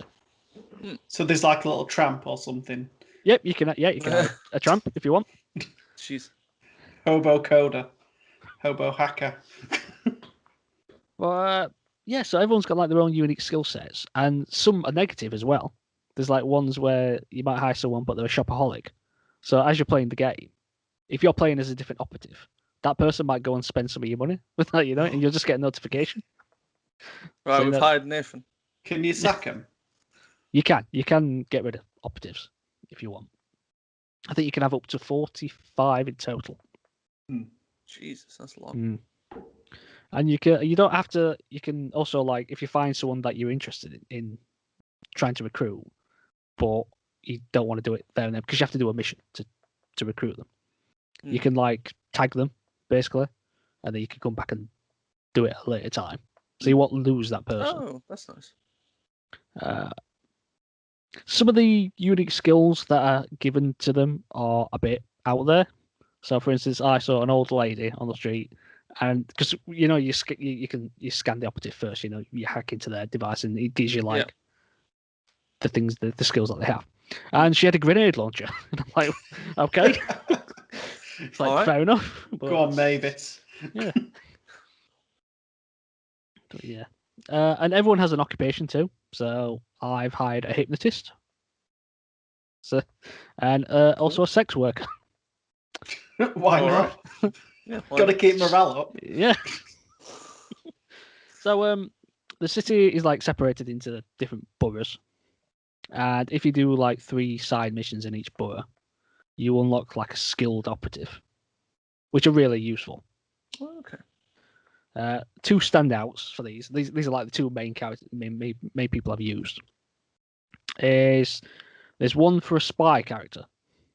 So they come with a silenced pistol, like a weapon jamming watch, and a car model. Bond? Yeah, exactly, and a car modelled on an Aston Martin DB5. So it's clearly supposed to represent James Bond. But the other one, I really like this one, is a professional hitman, and he has like a Desert Eagle, an automatic machine gun, does combat roles and execution moves, and he's modelled on John Wick. Yeah, that's really cool. Desert Eagle, Jesus. I think it's a Desert Eagle he's got. Yeah. Loud as hell. Yeah, he's quite loud. He's not a stealthy boy. No, that's for the spy. Yeah. Yeah, one's the action type, the other one's for the stealth. So that's why I've kind of used both of them. I can see. One thing, a negative I'm going to give to the game is its accents of the characters. So obviously, because you can hire anyone, I think it just like randomly allocates an accent to whoever. Okay. Just based on gender, maybe. And just like that voice does not go with that character model at all. Some of them are just really weird. Now in other Ubisoft open world games, of course, got blank. What are they called? The other ones. Assassin's Creed. Assassin's Creed, that's the one. Yeah. In the Assassin's Creed games, you can do you got climbing and all that, so it's a lot easier to traverse the environment, isn't it? Yeah, yeah. Now that is one thing Watchdogs hasn't really been able to do. It's like a lot of things have been low key on the ground mostly, particularly the second game, because that was over like a wider area. generally flat. But there's a lot more verticality to this game, and it helps because you can take control of drones, the delivery drones, no, cargo drones. That's what they're called, and you can actually climb up on them, and then you can like ride them. hijack them and then ride them whenever you want. So that's really good. Oh, that's cool. Because on previous games, it's been like, oh, you have to find like the window washing thing on the side of a building to then drop down, to then get in, to then go up. And it was just a bit of a faff, really. Whereas this is just like, you switch to your construction worker, and one of their skills is you can call in a cargo drone. Get on it, up to the top. There you go, job's done. So it's a lot better that. Another negative is, well, graphically it looks nice in terms of like the city and all that, but the draw distance on vehicles is poor. They just like spawn not too far ahead of you, and they just like it's a bit like Thanos' snap. They just come in and out of existence randomly. It's like, here's a car. It's odd. It's like I was heading towards like a T junction, and like you're really not far away, and then suddenly you just see it phase into existence or just phase out of existence. It's really bizarre because you can see further down the road. Yeah. It's just, I don't know what all that was about. What version did you of? So you got the Series X version, this? Didn't you? Is it Series X? Yeah, Series X. Okay. So it's optimized on Series X. Well, it says it's optimized on Series X. It's, to be honest, I don't think it has much difference from the previous. But if I played it on last year, one thing that really noticed is, as I played Star Wars Jedi Fallen Order previously, and I said to put that on performance mode, and now that there's no such option for that on this, and you can tell the difference in terms of frame rates. Oh boy, when I first started playing it, I'm like, this just feels terrible. Is it like 30 frames per second or? Yeah. Well, it feels like it anyway.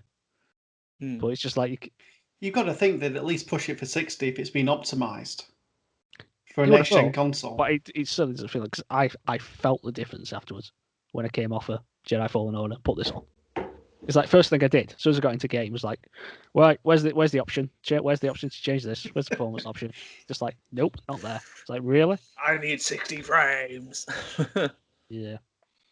One thing, a good thing about the game is that it's unlike all these other Ubisoft games.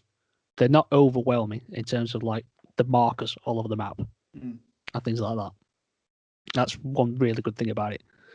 There are side missions, but they're not all over the place. It's quite easy. A disappointing factor was the London Underground. Now it's got fast travel points, so you can travel between different underground stops, but you can't actually go down onto the underground, which I was sad about.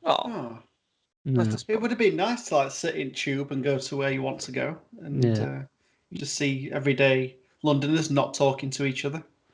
Yeah, you can only just like go to the turnstile and then that's it. That's what you do. But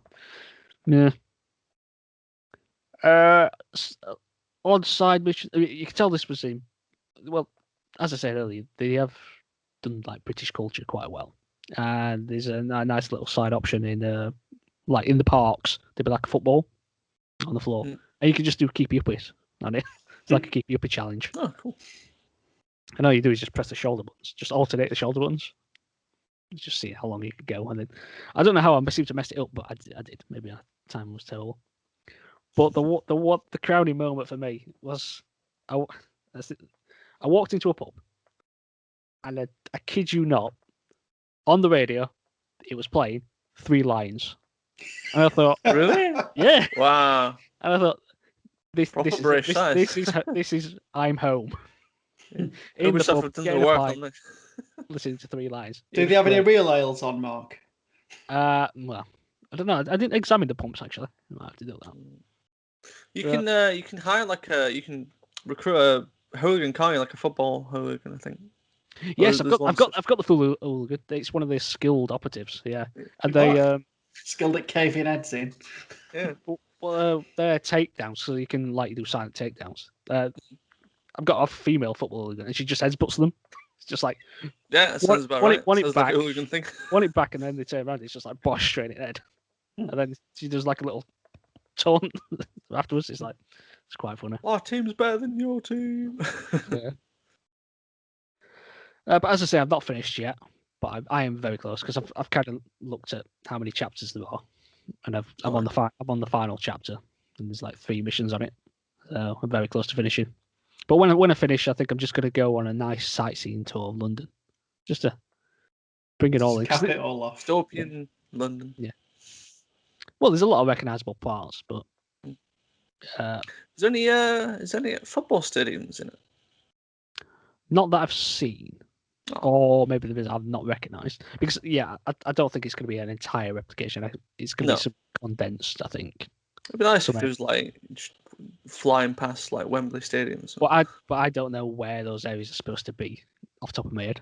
So I might just have a look at a map of London and see where they should be and go on investigate big areas. It's got like all the things along the Thames, really. Although I don't think it's got the Millennium Dome. I've not noticed it. Oh, that's a bit disappointing. It's got like all the big ones, the Shard and. They've got like the Shard. Yeah, what's that weird shaped building? Well, the Gherkin. The Gherkin is in it, but I'm not thinking of that one. That one that kind of curves in. I don't know. I don't know what it's called. But anyway, that's. I don't live in London, so. It's got the London Eye. That's there as well. Oh, that's nice. Can you get on it? Do you know? I've not tried. Is around it, but not physically as my character tried going on it.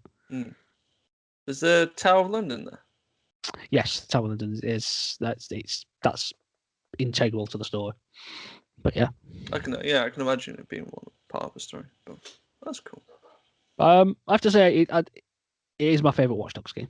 I do think it is the best one, but maybe that's a bit biased because it's set in London. Maybe I don't know, but I do think. I think it's got more to it than the previous ones, and I think that recruitment process works a lot better than I thought it would. Good. And I think that adds I think that's like the standout thing about it, and that separates it from the other ones. So yeah, but no, I'm really enjoying it. So I'm hoping maybe later tonight I'll be able to finish that. Yeah. Good. Really good. Awesome. Okay. Shall we move on to the Video Game Hall of Fame? Shall we? Yes. So this is where we take an in-depth look at a game of high quality or historical importance and induct it into our pantheon of games we feel deserve special recognition. Our inductee this episode was released in 1998 for the N64, developed and published by Nintendo.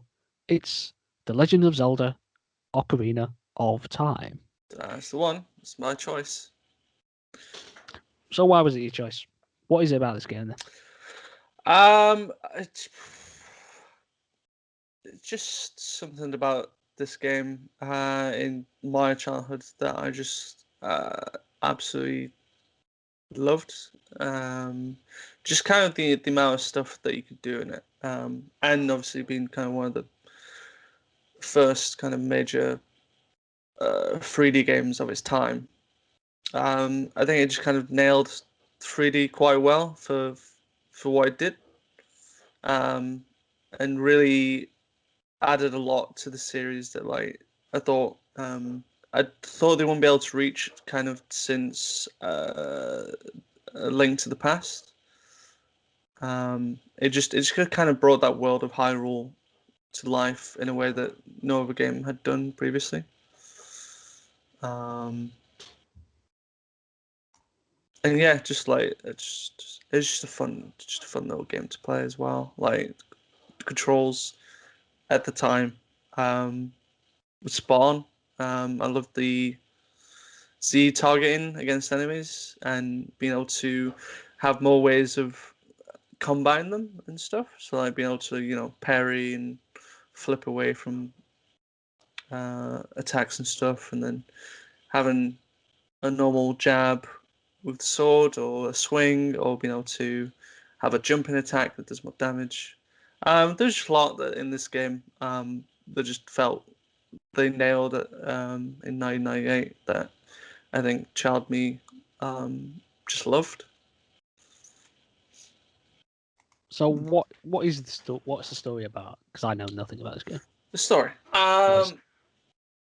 So the story kind of starts off with there being some sort of curse that has kind of hit the land of Hyrule. And it's kind of first targeted. It's first kind of hit by this ancient tree in the Great Deku Tree. Yeah, the Great Deku Tree in the Kokiri Forest. So as it kind of starts, the tree asks a little fairy creature called Navi to fetch the, I suppose, kind of like the chosen child, I suppose, or the child that doesn't fit in with the Kokiris because he's not actually a Kokiri, for one reason or another. So you play as this character, this boy called, well, traditionally called whatever Link. you want. Yeah. Traditionally, it's called Link, but you can technically call him whatever you want. Call him Poo Poo Face or something. I don't know. It makes the text stuff kind of interesting. So at first, you need to find a sword, which is like hidden in this kind of maze stuff. You find the sword, then you need a shield because you need to prove to I forgot what it's called. It's like other kid who's like protecting the way in, like you can't get past him. I'm just going to interject here. That kid's so annoying. Because he's like cussing you out. He's basically when you go to him, he says, "Oh, you need a sword and shield. You've not even got a fairy." Like, look, have you seen Navi behind me? Yeah, she's like right you start off there. as being like everyone that's born in this forest gets their own fairy, but like you've come in kind of the outside, you don't get a fairy, and suddenly the Great Deku Tree gives you a fairy. So now he's like all jealous and stuff. And, oh well, you've not got sword and shield. You need to get them. So you get your sword, you get enough rupees to buy a shield. Once you got them, you finally get up to and you speak to the Great Deku Tree, who's saying, you know, curses has been put upon him. You need to lift this curse from him and get the sacred stone of the Kokiris. The Kokiris Emerald. Yeah, that's it. Glad you're here, Nathan. Because I'm going off this on memory. So you go inside the Great Deku Tree, you find that a lot of enemies have spawned, and this is where I will initially admit that as a child of at least kind of a 9-10, this is probably where I actually stopped playing this game. It isn't until I come back to it 14, when I'm 14, 15. And I'm brave enough to go through this initial part because you go through most of the Great Deku Tree dungeon, and there's certain enemies in there that child me does not like, and adult me is still a bit skittish about. Called Skulltulas, who are, how best to describe them? It'd be if a tarantula started wearing a human skull on them. Oh Lord, sounds terrifying. Yeah, and like, I mean, graphically, they look kind of funny now, looking back at them. But like, as a child, me with the imagination that I had at that time, I was like, Jesus Christ, I'm not going any further than this. This is terrifying. I don't want to play this anymore. But they've got quite. There's not a lot of them actually in the dungeon, but they're enough that like they're a bit of an annoyance. So you go through the dungeon, and in traditional Zelda fashion, each dungeon has an item that you use that helps you get through kind of more of the dungeon and also helps with the boss of that dungeon. So you go through. The boss is Goma, who is like a Queen Goma. Sorry, she's like the Queen arachnids in the game. And the best way to defeat her is to. So she's crawling along the ceiling. You hear her in her eye. She falls. She gets confused. You hear her more times in the eye with your sword. Eventually, you defeat her. You get the emeralds, Kokiri's emerald. But then you come out of the Great Deku Tree, and he tells you you need to meet with the princess in the Hyrule Castle. At which point, then he ends up kind of freezing, like the curse. Like you lift the curse boost too late, he ends up like freezing or something. I'm not sure what the actual effect is, but he essentially dies. So you got to leave the forest. Before you leave the forest, you meet up with a character called Saria. I think that's how you pronounce her name. And she gives you this ocarina as like a child gift. She wants you to have it. It'll help you. How you don't find out until later on, but it's a bit of a weird thing. Okay, I'm singing my song for it. That's a bit weird, but fair enough. And then you get into the Hyrule Forest, not Hyrule Forest, so Hyrule, I suppose, land. Oh, it's just called Hyrule, but it's like this massive kind of, I suppose, this is like the hub world that connects you to everywhere in the game. And like this is the point where it's like, wow, this game really opens up and has this massive world, which is pretty cool. And then this annoying owl comes in and tells you to do stuff, and it appears throughout the entire game, telling you what you need to do. And if you try and skip through what he says a lot, and at some point he'll ask you, "Did you get all that?" And for some reason, the default option is always on no, out of yes and no. So if you're skipping through real quick, and then you click no, he'll go through everything that he's just said again. It's like, damn it. Yeah, plus the text goes so slowly in the game. You can't skip it, so you're like, oh no, not this again. Yeah, it's just like, why? I don't need you will read it. Why is default on no? It should be yes. I understand everything. Stop it. So you go through Hyrule. You make your way to the castle. I always find every time I've done a playthrough of Ocarina of Time, first time you go through, I never seem to get to the castle before it goes nighttime. So there's like a day and night cycle that lasts about a minute and a half, 2 minutes for each cycle roughly. They're not long, but I always seem to never get to the castle before it goes night. So when it goes night, the drawbridge to the castle lifts up, so you can't get into the castle when it's night. But you have to end up finding these like I think they're called skullfers.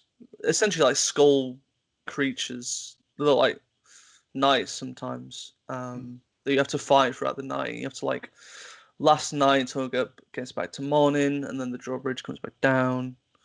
So you eventually get through. You're in Hyrule Market, and then you eventually get to Hyrule Castle, where you have to navigate yourself around guards to get to meet the princess eventually. And you talk to the princess. She's like, "Oh, you seem familiar. The person that's like, I met this kid in green in my dreams. Do you have this emerald?" You should say that you do. And then she's like, "Oh, that's brilliant. There's this bad guy who's talking to my father at the moment, who I think's like wants to take over Hyrule." Sorry to interject, Matt. I never understood this bit, because if she knows he's bad, just tell your dad. He's going to listen to you. And he looks, and Ganondorf does look shady.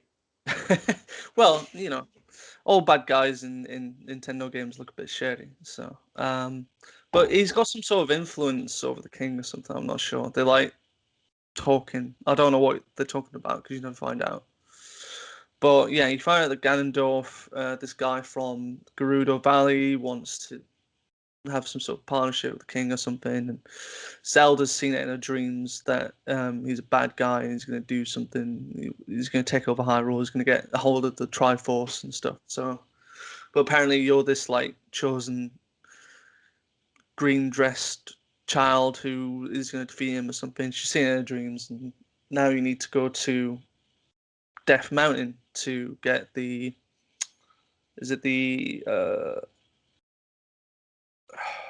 It's the ruby thing, like gem, over there as well. So yeah, it's called Death Mountain. It's not ominous at all. Oh, and then she also, I think, is it her? No, I think it's Impa. So Impa is like Zelda's guardian, and she gives you this like royal creed to be able to get past this guard who is blocking the way out to Death Mountain through the Kakariko village. So you get through there, you go to the Goron cave. So there's this species called Gorons who I don't know how to best describe them. They're essentially like, I don't know. How can we describe them? They're like, I don't want to say like skinless gorillas, but they've kind of got that kind of like built kind of like a gorilla look to them, and they're red. I don't know how else to best describe them, but they like eating rocks or something. That's like a thing that they do. But they can't get into the Dongo's cavern because it's blocked by rock that apparently is too big, and they don't like eating it. But the rocks in this cave are nice to eat or something, so they need help with that. And you meet the leader of the Gorons, Dorundia, I think is his name. He's sad for whatever reason. He wants you to play some sort of song, but you've not got the song yet, so you got to go back to Kokiri Forest to find Seri again in the Lost Woods. She'll give you a song that he likes to suddenly dance to. I don't know why. It's a thing. So like he's happy, he's dancing once you've got a song you play to him. He gives you these gauntlets that help you lift these bombs and flowers, so you can throw this bomb at this rock that's blocking the cavern. So now you can get into it and you're in the second dungeon of the game. You go through there, you defeat King Dodongo. Dodongo, yeah. You defeat him, you get the I think Goron Ruby, I think it is. Yeah. That's cool. Then you go over to, I think it's Zora's domain at some point. Someone like, I think it's Nal tells you, the owl tells you to go there, and if you press no, he'll tell you again, stop it, owl, please. Damn it. So you go over to Zora's domain. Apparently the princess is missing. I think she's been swallowed by this massive fish thing. Oh, I forgot what it's called. It's like, what's the Jabu Jabu? I think something like that. She's been swallowed up by Jabu Jabu, and the King Zora needs your help with it. So you got to do something for him. I think you got to have like a letter for him as well to be able to go through like Zora's like agreement or something like that. I don't know what the actual letter's called, but it's like it's proof that you're gonna be helping the Zoras or something. So you go through, you go into this belly of Jabu Jabu. You find Princess Ruto, who's a bit rude to you at the start. Like you have to like pick her up and carry her all around this dungeon, which is absolutely annoying. But then you end up fighting the boss there. I forgot what the boss is. Was it Baronade? The like the jellyfish one, where you've got to basically get it to like release its tentacles, then you can attack it. Yeah, so you end up getting like the boomerang in this dungeon, and I think you use it to hit all the tentacles because then I think it drops, and then you end up getting then you can a chance to stab it. So you kill him, and you get I think it's Zora's Sapphire, I think something like that. So now you've got the 3 like jewels to be able to get into what's called Temple of Time, which is like a side off from the Hyru's Market. So you go in there, you unlock the Temple of Time, and you end up. No, sorry, I'm missing a bit. So before you go there, you're making your way to Hyrule Castle, and this is where you find that Zelda's kind of dream comes true. Like her and Impa on a horse, kind of riding away from Hyrule, and she's been chased by Ganondorf. But before they ride off, Zelda throws an ocarina into the kind of the moat before leaving. Gandalf kind of runs you over with his horse, or almost runs you over. Sorry, he like knocks you over and thinks you're just a little thing, and not worth his time. Well, he attacks you, doesn't he? He like shoots some lightning or something at you, and Yeah. then you're effectively Like knocked knocks out. you out. Yeah. So then when you come back to, you go in the moat, you find that she's thrown in this ocarina it's called Ocarina of Time. What difference this is compared to a normal ocarina, I'm not sure. Apparently it's a little bit more powerful. It's been passed down to generations of the Hyrule royal family. So you do that. Then you go to the Temple of Time. Sorry, and you unlock the sacred door that has the Master Sword behind it.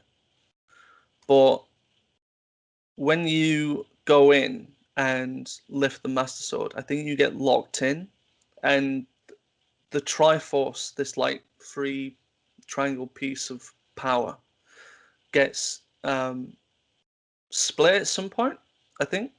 So like Ganondorf manages to get the power piece, like Triforce of Power. The Triforce of Wisdom ends up with someone you're not sure at that point. It's gone to someone. And then you end up with the Triforce of Courage, but it's not, for some reason, it's not active with you at that point. It's like dormant.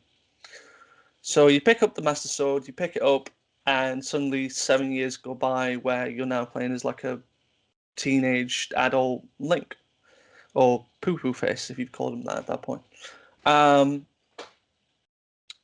And you end up, I think we established that's what you've called them. Yeah, we called him. That's what you called it. So at this point, you are greeted by a character called Sheik. Sort of like almost like a guardian of the sages or something. Something like that. Yeah, she's a bit ninja-ish. Kind of in like ninja garb. He's hiding his face. Although it looks very reminiscent that it's also a female, but you're not sure who it is at this point. But did you assume the gender? Yeah, I've assumed the gender and revealed the spoiler at this point. But oh no, they tell you that you need to go to the Forest Temple, who's this in the Lost Woods. You need to kind of reactivate the sages. So there's like five. No, I think there's six sages. Yeah, there's six sages. Yeah. So one of them is already unlocked through the Temple of Time. Once you picked up the Master Sword, they're like give you. I don't know if it's at this point you get like the light medallion. It might be. I think it's actually later on once you've awoken the other five sages. But the first one is in the Forest Temple in Lost Woods. But you gotta do some things first before you get there. So you gotta go back to Kakariko Graveyard to pick up the hook shot from the graveyard that's there. Which you gotta like, I forgot how you get it. I think the keeper of the graveyard, Damp, you have to do some sort of race with him underneath the graveyard. There's some sort of like tunnels that you gotta get through, and you gotta get through there within enough time. And he's like, "Oh, you've done it. Here's the hook shot." And now there's a special guest for my cat. Hello. Sorry about that. So you pick up the hook shot. You go to the Forest Temple. You find out that Saria is the sage, and you need to save her from this light curse that's in the Forest Temple. So you go through that temple. There's more Skulltulas, which I'm not happy about. And then you get to the boss, who ends up being like a phantom version of Ganon, or Ganondorf.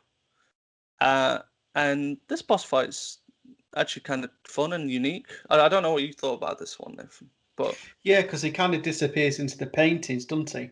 I think this is where you can really like use the Z to your advantage, knowing where you move to try and lock onto him.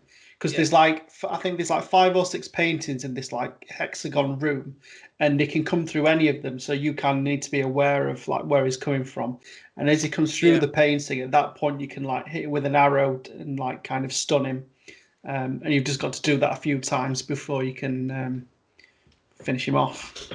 Yeah, so like you end up getting like the bow and arrow in this dungeon, and you'll see him like coming through these like paintings where it's like the paint itself is like a pathway of something, so you can see when he's kind of trotting through on his horse, and you hit him enough times with the bow and arrows that then you start playing like a game of lightning bolt tennis with him, where like he fires this ball of lightning towards you, and you've got to deflect it back with your master sword, and you can end up just playing like a game of tennis with him eventually. It does take too long. Like I know they've got to make it like a little bit more difficult, but I found this each time we fight Ganon, you've got to do pretty much that, and it does get boring because I think there's just too much back and forth in that like exchange.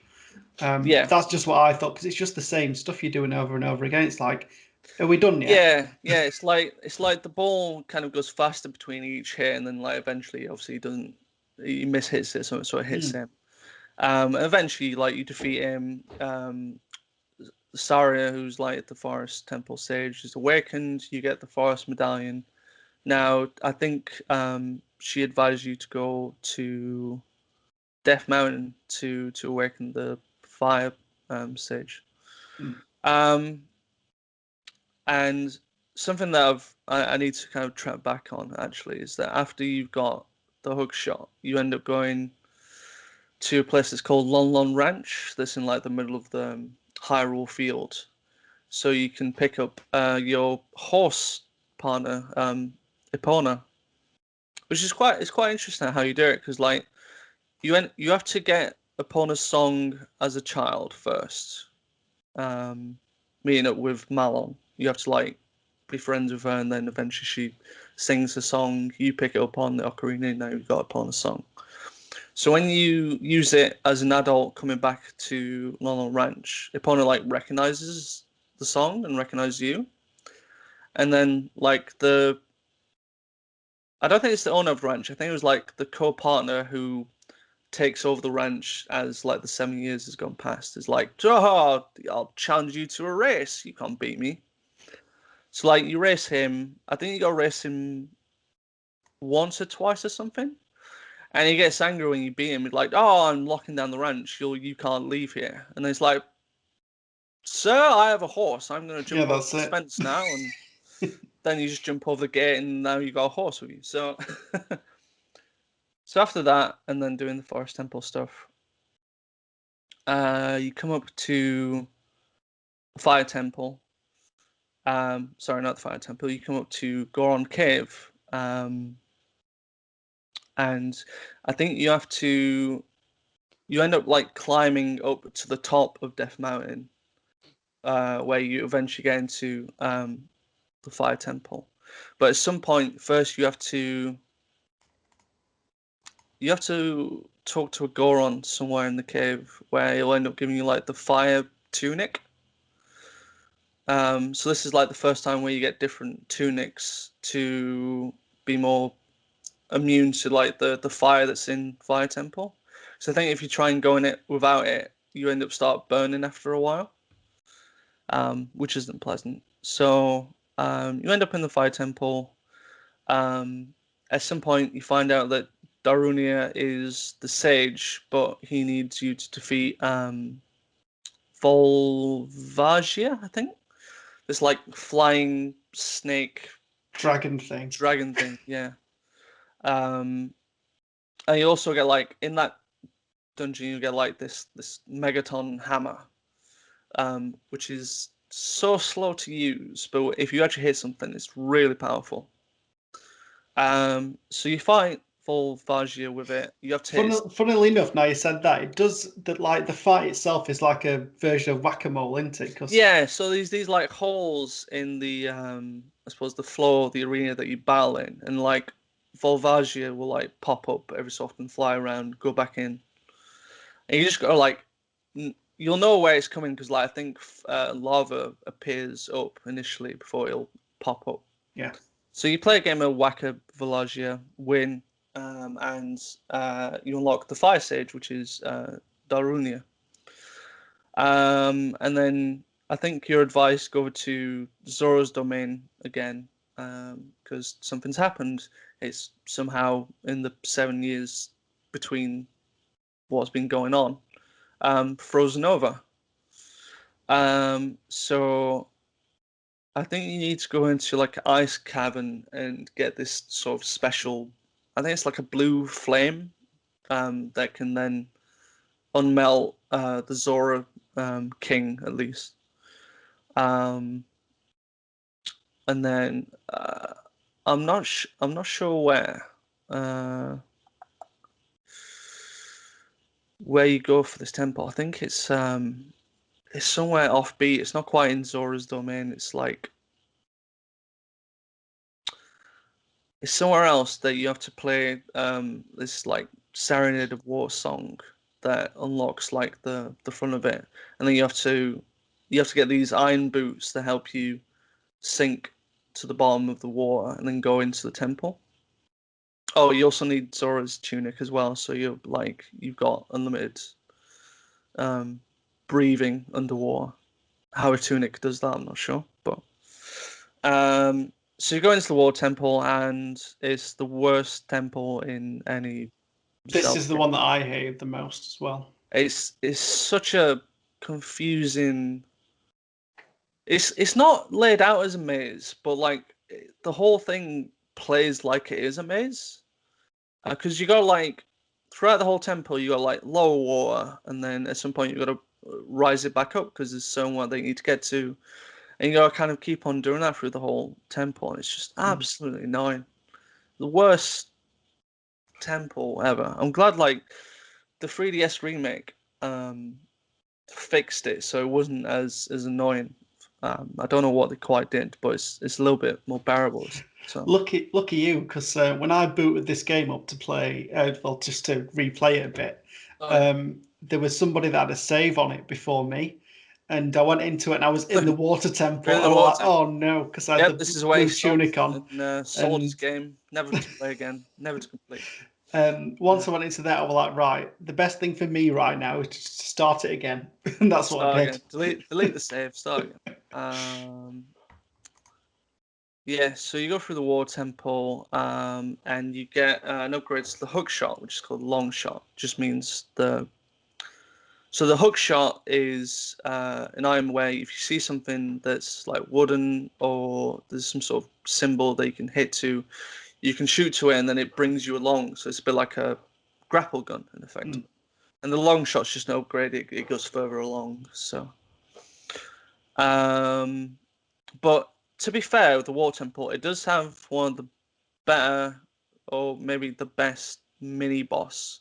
So, like each temple will always have some sort of mini boss where you defeat them, you'll get the item that you need to get further in the dungeon, and then it helps against the boss.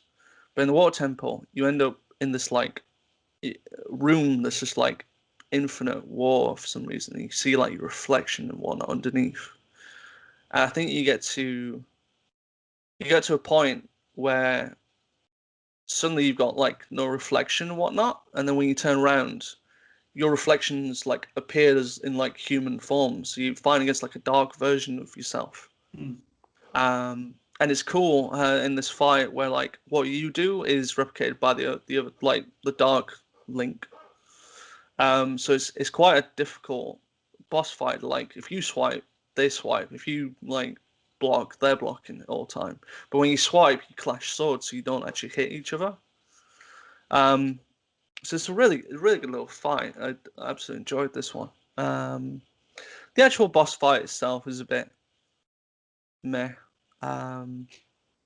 It's against someone that's called Morphia. It's like a what's best to describe it? I thought it looked a bit like Chaos from Sonic Adventure, personally, but it's just me. I don't know how to describe Chaos either. Just like a blob, like a yeah, it's like a blob that controls the water around it, and it can like stretch itself, and it when it attacks you, it always try and bring you underwater, and you have to like make your way back up onto the platforms. And the best way to defeat it is using the long shot. So when it does appear, you long shot it away from the water, and then you start attacking this like membrane thing. So you eventually defeat it, and you unlock. You find out that the Princess Ruto, the Zora princess, is the water sage. And then suddenly she's got a crush on you and wants to marry you for some Sunday now because you look handsome as an adult. That's it. 7 years can do a lot. Yeah, apparently. So, I don't know if she advised you, but eventually, I think it might be the owl again, comes in, says you need to get this, I think it's called Song of Storms. It seems like every temple you have to get a new song for to unlock, because it then also acts as like a fast travel in a way, so you can fast travel to the front of the temple with these songs.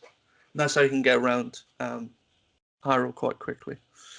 So you got to go to Kakariko Village. You got to learn this new song. It's called Song of Storms.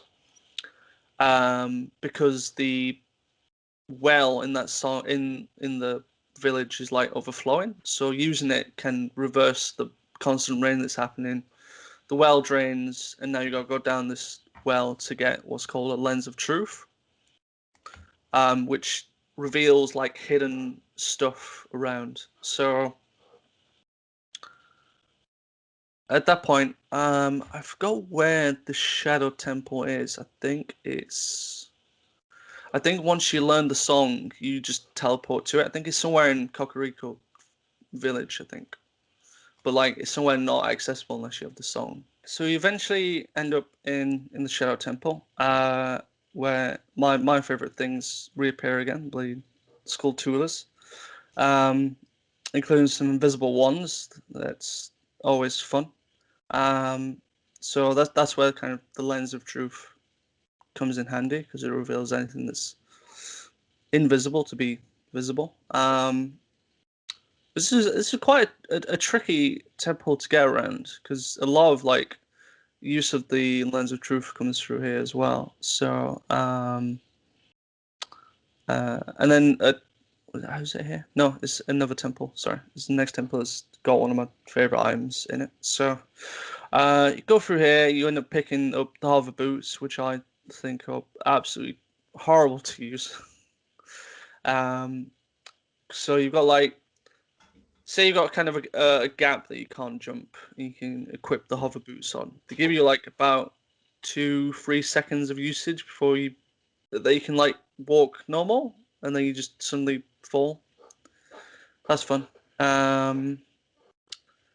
So you eventually come across the boss, which is Bongo Bongo, which are just kind of two massive hands with eyes in the middle of them, and they attack by bonging the stage that you're on. Wonder why they're called Bongo Bongo. Bonking the stage. Is that Well, so? Or bonging the stage.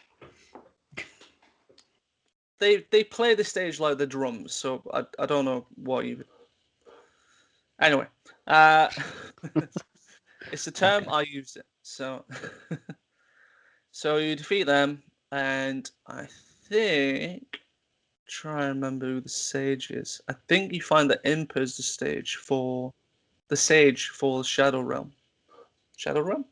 Gone all Yu-Gi-Oh suddenly. Yeah. The Shadow Sage, so you get the medallion from them. And then at some point you're advised to go to Gerudo Valley to infiltrate the fortress there, which is the next kind of is this the annoying one? I don't know if it's here. No, I think it's in the next game, where it's the whole you have to get past the kind of all female guards without learning them, else you end up like getting into a massive fight. Oh, it might be here actually, I think. I get two games mixed up sometimes.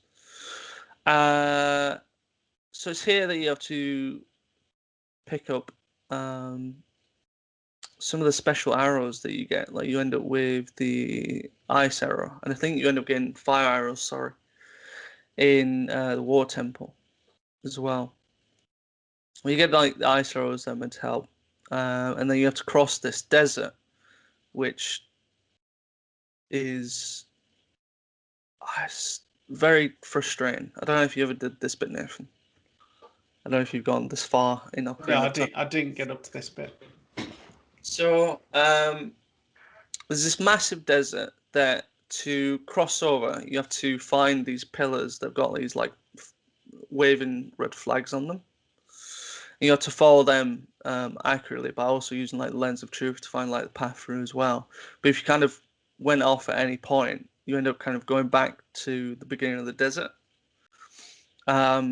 which is quite frustrating to get through. But yeah, you eventually kind of get there, and you end up going into what was called the Spirit Temple. So this is kind of like the last temple. But when you get there, you gotta learn the song for it. So I think it's called Requiem of Spirit. You learn it as an adult, but then you gotta go back as a child, go back to child form, go back to the Spirit Desert, find what are called the Silver Gauntlets. So I think they were like an upgrade on the Power Gauntlets that you got as a child. To be able to lift things that was much more heavier. But then you leave the temple, come back to it as an adult, and then there's like you can finally lift this like thing that was blocking one of the first doors. Because otherwise you can't do anything as the adult. Which again is just like a lot more backtracking. It's a little bit annoying, but I suppose there's the best way of being able to do it. I suppose it helps involve the child form more. It's not you just stuck as adult, do everything. That's kind of it. You leave the child form alone. You still do things as a child, which helps the adult form later on. So you go through the Spirit Temple, and this is where kind of one of my favorite items is that you pick up, which is called the Mirror Shield, where there's a lot of puzzles in the Spirit Temple that involve redirecting light to another area of where you are, like a section. So again, like the Mirror Shield was always fun. It's always got, I don't know, this like really, the Mirror Shield itself's got like a design on the front of it. It's like a derpy, re-dead scream face. I don't know why. If you look up the Mirror Shield for Ocarina of Time, it's one of the stranger designs for a Mirror Shield. But it was funny. So you go through there, and then you end up finding the boss there is called Twin Rover, which is a pair of twin witches, which I think in lore terms they were like the sisters of Ganondorf, I think. They look like it. Yeah, the design wise, kind of look like I didn't get this far myself in my most recent playthrough, so I've watched like a couple of videos of them, and they look really scary. Like the cackle that they do. And yeah, like with there being two of them, it just does seem quite overwhelming in comparison to the other bosses because they can fly around on brooms and stuff like that. So. Oh yeah, that was it. So, they've got a unique way of battling them. So one has like the power of fire, and the other one's got like the power of ice. And what you have to do is when one fires like say one was using like a fire beam or something, you use the mirror shield to sort of absorb the power to then like deflect back over to like the other witch because like their power is weak to over them. So you start doing that for a bit, and then at some point they'll merge together and use both powers, not simultaneously, but like one after the other. So now you just kind of got one target to fight back. And I think you have to absorb you have to like absorb the first power that gets hit to you. So like if they fight ice, you absorb that, and then if they fight ice again, you continue to absorb that. But if they hit fire, you have to dodge it. Otherwise, it like blasts and counter-offs the ice. Yeah, like it nullifies your what you're absorbing. You have to start again. I think you have to do it 3 times before it fires back and hits them. So it's quite an in-depth boss fight, this one. And then once you defeat her, you awaken the Spirit Sage. This one, I'm not too certain on who the actual sage was. I'm sure it's someone that helps you get into the Spirit Temple. I think it's like a Gerudo, I think. I might have to look that up at some point. But moving on, you end up getting all the 5 sages. You go back to the temple time. I think this is where you end up awakening the 6th sage, the Sage of Time, who was like a guardian of that of the Temple of Time at some point, who got locked up by Ganon during like the 7 years you kind of switch between child and adult. And then they give you the light arrows, which are like the arrows to use that's most effective against the darkness or the curse that Ganondorf's hit across the land. So now it's time to go to Hyrule Castle, like pretty much the last dungeon, which has been turned into Ganon's Tower, where it's this massive. It's essentially Hyrule's castle turned into like Ganon's decorators, whatever they've done with it. But it's also like on like a floating island away from how you normally get to it.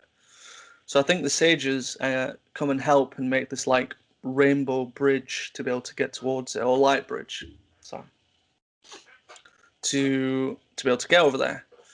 So you get over there, and there's initially like 5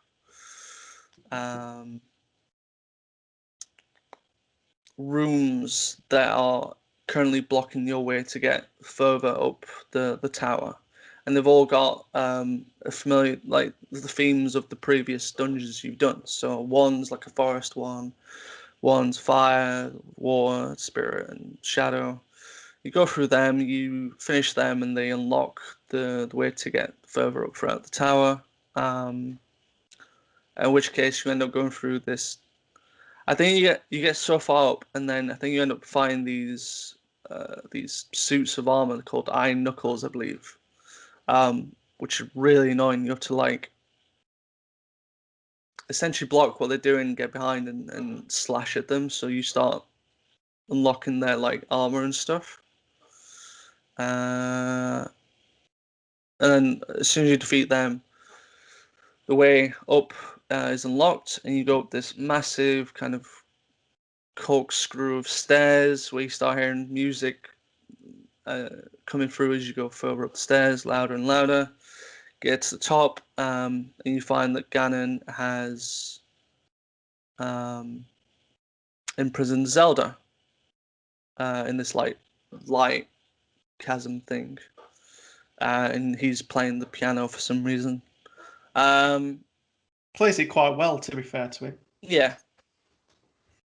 And if I actually start tracking back a little bit again, I think when you get all the medallions, stage medallions, and unlock the last one, Sheik comes, who's been helping you throughout your journey, kind of letting you know where you need to go, giving you certain songs to learn so you can walk to temples and stuff. They are at the end revealed to be Zelda. Zelda's been using Sheik as a sort of a disguise to get around Hyrule, because Ganondorf's been looking for her for 7 years, and you find out she has the Triforce of Wisdom, so she's got the third piece. And I spoiled that ages ago. So, and she gets locked up by Ganondorf because she's finally revealed herself. Ganondorf imprisons her, brings her up to the tower. That's why you go to the tower. So you get there, you meet Ganon, who's playing the piano. He ends up destroying the piano at some point, and you're gonna have a fight with him. And it's a repeat of the second part of the fight with Phantom Ganon, where you're playing lightning tennis. Although he plays it a little bit more skillful than Phantom. It gets a little bit tricky because once you hit him, he falls down, and you have to jump over to his platform and hit him enough times, and then you have to back off and go back to like the outer platform where you continue playing tennis with him. Otherwise, when he powers kind of back up a little bit, he can knock you off the platform, and then you've got to make your way up the stairs again, I think. Or there might be a ladder there, so there's a little bit more of a shortcut. I think there's a ladder. So you end up playing this tennis game with him, and you eventually defeat him. And he's not impressed that this child who was just a little thing that he ran over 7 years ago, is besting him at tennis. So he starts to bring down the tower with him. Like the tower starts shaking, and you've got like you've got like a time limit with Zelda to pretty much make your way to the bottom of the tower and get out. And you'll make your way down, and you have to like go through certain rooms of enemies, fight them, unlock the door, go down these stairs where debris could come and crush you, which is fun and not great. And then you end up making your way to the bottom, and you think you've won because the whole tower's just come down, and no one can survive that clearly. But obviously, someone has to survive, and it's Ganondorf. And he starts to use the power of the Triforce of Power to turn into. Now, I don't know if this is like his original incarnation or if it's just an incarnation they've made for Ocarina of Time. Because in the original games, the big bad guy is known as Ganon. It's not Ganondorf. Like, who's this guy? It's new to Ocarina of Time. But he turns into this incarnation himself called Ganon, which is like a massive boar standing on two legs with massive swords that can hurt if he hits you. So you start this fight, and you initially start it without the Master Sword because he swung at you and hit the sword out of your hand. So now you're kind of a bit defenseless for a little while, unless you decide to use the Megaton Hammer. So, or if you've done the quest to get the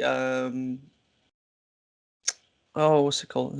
There's a little side quest in the whole game where you can create this like massive sword. It's like a sword that this legendary Goron makes for you, which is ridiculously too big and you shouldn't be able to hold it.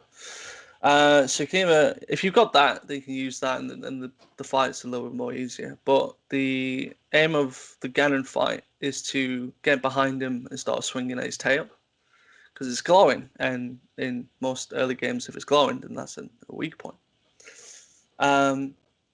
So you do that. You use I think it's the Bigoron sword or the Megaton hammer. The hammer's a little bit more tricky because it's slower to use, but it does a little bit more damage. Hit it enough times, he falls. The flaming area the flaming aura that was kind of keeping you away from the sword comes out. You pick it up, and then you start. I think you start finding him a little bit more. And then at some point he kind of falls. He's down to one knee. He gets hit by this like light power from Zelda, who's it keeps him status at bay. And you do kind of like one final hit with your Master Sword. You take Ganon down, and then I think you end up in this like,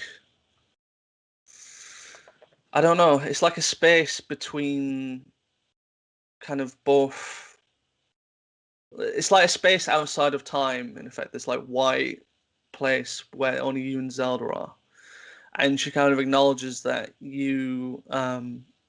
what you've done for this timeline will save it, but you now need to go back to your original timeline because you don't belong here now. Like, you've done what you need to do. You need to put the Master Sword back. So the game kind of ends with you kind of back in child form, while everyone in the adult timeline is like celebrating that, like, they've got the life back and Ganon's dead and everything's hunky dory. But the game ends with like as you being the child self going back to see Zelda as though it's like the first time you've met her again. It sort of implies that, and the game kind of ends there. So I don't know whether there's a lot of talk online about their like if they ever did like a proper Zelda timeline of like where to put all the games chronologically. This game is used as a place of where the whole timeline splits into like adult timeline and child timeline. it's quite interesting. Everyone argues on where things should be and stuff, but yeah, that's Ocarina of Time. Yeah, I think at the end it's quite bleak because Navi leaves you. So it's as if you've just like done all this for nothing because you're back where you started when you were asleep, in effect.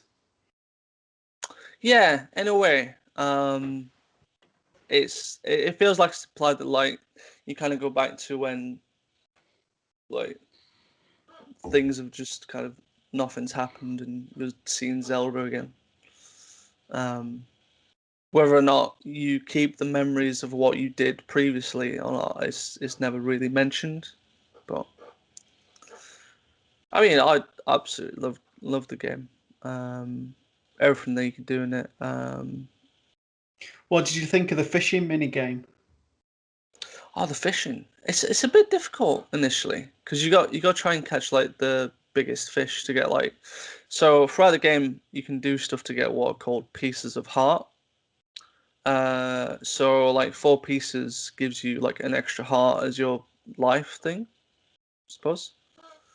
Um, I never really used to like collect a lot of it. Like by the end of it, I always used to have like all the hearts that you get from being the dungeons and whatnot, and that was pretty much it. I'd probably get a couple extra, but I never dedicated myself to get all the pieces of heart because doing that is a chore. Well, it's a fairly long game as it is without having to do all that It's a as very well. long game. I did read that the person that like built the fishing mini game, it was working on the water temple and the water temple boss, and it did this as like a side thing. He weren't supposed to be working on this because Okay. his bosses came to him and said, "Oh, where's the water level boss?" And he's like, "Oh, it's not done yet, but I've been working on It's some this." fishing. And they decided to put it into the game, which is quite good.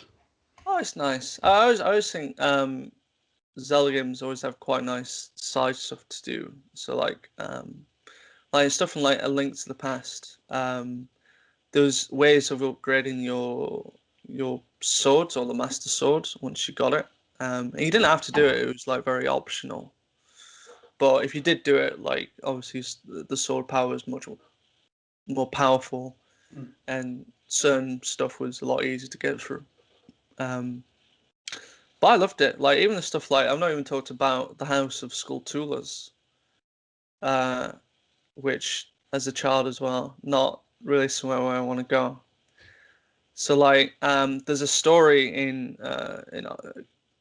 there's a little house in Cocorico village where this family's had like a curse put upon them, this like Skulltula curse, where like they're all kind of half human, half Skulltulas. Like you can see, like the guy's still got kind of facial features, and there's a human arm hanging out where there probably would be like a spider leg. Um, and the way to solve the curse is you gotta go around Hyrule and find these golden Skulltulas. So the more you collected of them, the more rewards you got. So like if you got 10, you got what was called like an adult wallet where you could hold up to, I think it was like 500 rupees instead of just 99. There was other upgrades where you got like a giant's wallet where you could get up to 9,999 rupees. And I think what if you collected, I think there's 100 of them. If you got 100, you would lift the curse from the family. Mm. I forgot what it is that you actually got. I don't think the reward was actually that great once you got 100. But the other little rewards that you got in between, like 10, 20, 30, 40, 50, were pretty good and useful. Be able to have more rupees is obviously a good thing. Yeah, definitely. I think my favorite kind of side quest from Ocarina of Time was being able to create the big. I forgot what the sword's called. I think it's like Big Goron sword or something like that. But the way to do it, it was like you have to get one item from one place, and then get another item from another place, and then it would initially this massive Goron would make a giant sword, but you had like infinite uses of it, and then it would break, and then I don't think you could use it after that. I don't think you could actually upgrade it afterwards. I'm not sure. But you'd have to do other stuff where you have to get one thing, and you had a time limit to go to like Lost Forest to get another thing, and that thing had like a expiry date on it, so you had to go somewhere else to get something else, and it was like a fetch quest basically. But once you got it, you got this like massive sword that Link should not be able to use at all. Like you couldn't use it as child Link. You'd like it's too heavy. Yeah. But as adult Link, it's just ridiculously like you'd hold it with two hands and you'd swing it so slowly. But it's really good. I quite liked it. And then just riding around Hyrule as well on Epona, once you got to adult, felt real nice as well. Like the galloping was cool, and how you had to do it, where you had to time your speed to, it would build up speed with the carrots and stuff when you fed it, and being able to do races at Lon Lon Ranch as well, because you could do them after you got away from Lon Lon Ranch with Epona the first time. You could go back and do races. That was cool. And there's just there's a lot of stuff to do in the game, which, in 1998 it felt like a lot for a game that kind of style. But I enjoyed a lot of stuff of it. Like the combat was nice. The items that you got felt good. Like there's just a lot of optional stuff. Like I've not even talked about like the bomb chew items, which were just like, so you could get normal bombs in the game that you use and throw them and all that stuff, or you could get what was called bomb chews, which were like remote control bombs that went in one direction when you placed them on the ground. They just like zoomed up to what was in front of it, and you could climb walls as well and stuff. That was cool. And all the optional stuff like the mask place where you could get different masks. I don't know if they ever did anything. I'm not sure. I think you could get ones with the bunny ears and you actually ran faster. That did stuff. But that was implemented much better in like the sequel for Majora's Mask. So, but no, I absolutely loved my time with this game, and it definitely been like probably like my top 5 games of all time, for sure. So there we have it, The Legend of Zelda Ocarina of Time into the Video Game Hall of Fame. If you enjoyed listening to us, please consider tuning in next time. We release bi-weekly on Tuesdays. You can visit our website at jokingdolphin.com, where we post blogs and the Hall of Fame. Also, feel free to follow us on all social media platforms to continue the conversation. You can find Joking Dolphin on Facebook, as well as on Instagram and Twitter at Joking Dolphin. We're also on YouTube, where we post this very podcast. Until next time, thanks for listening. Cheers. Take care. Goodbye.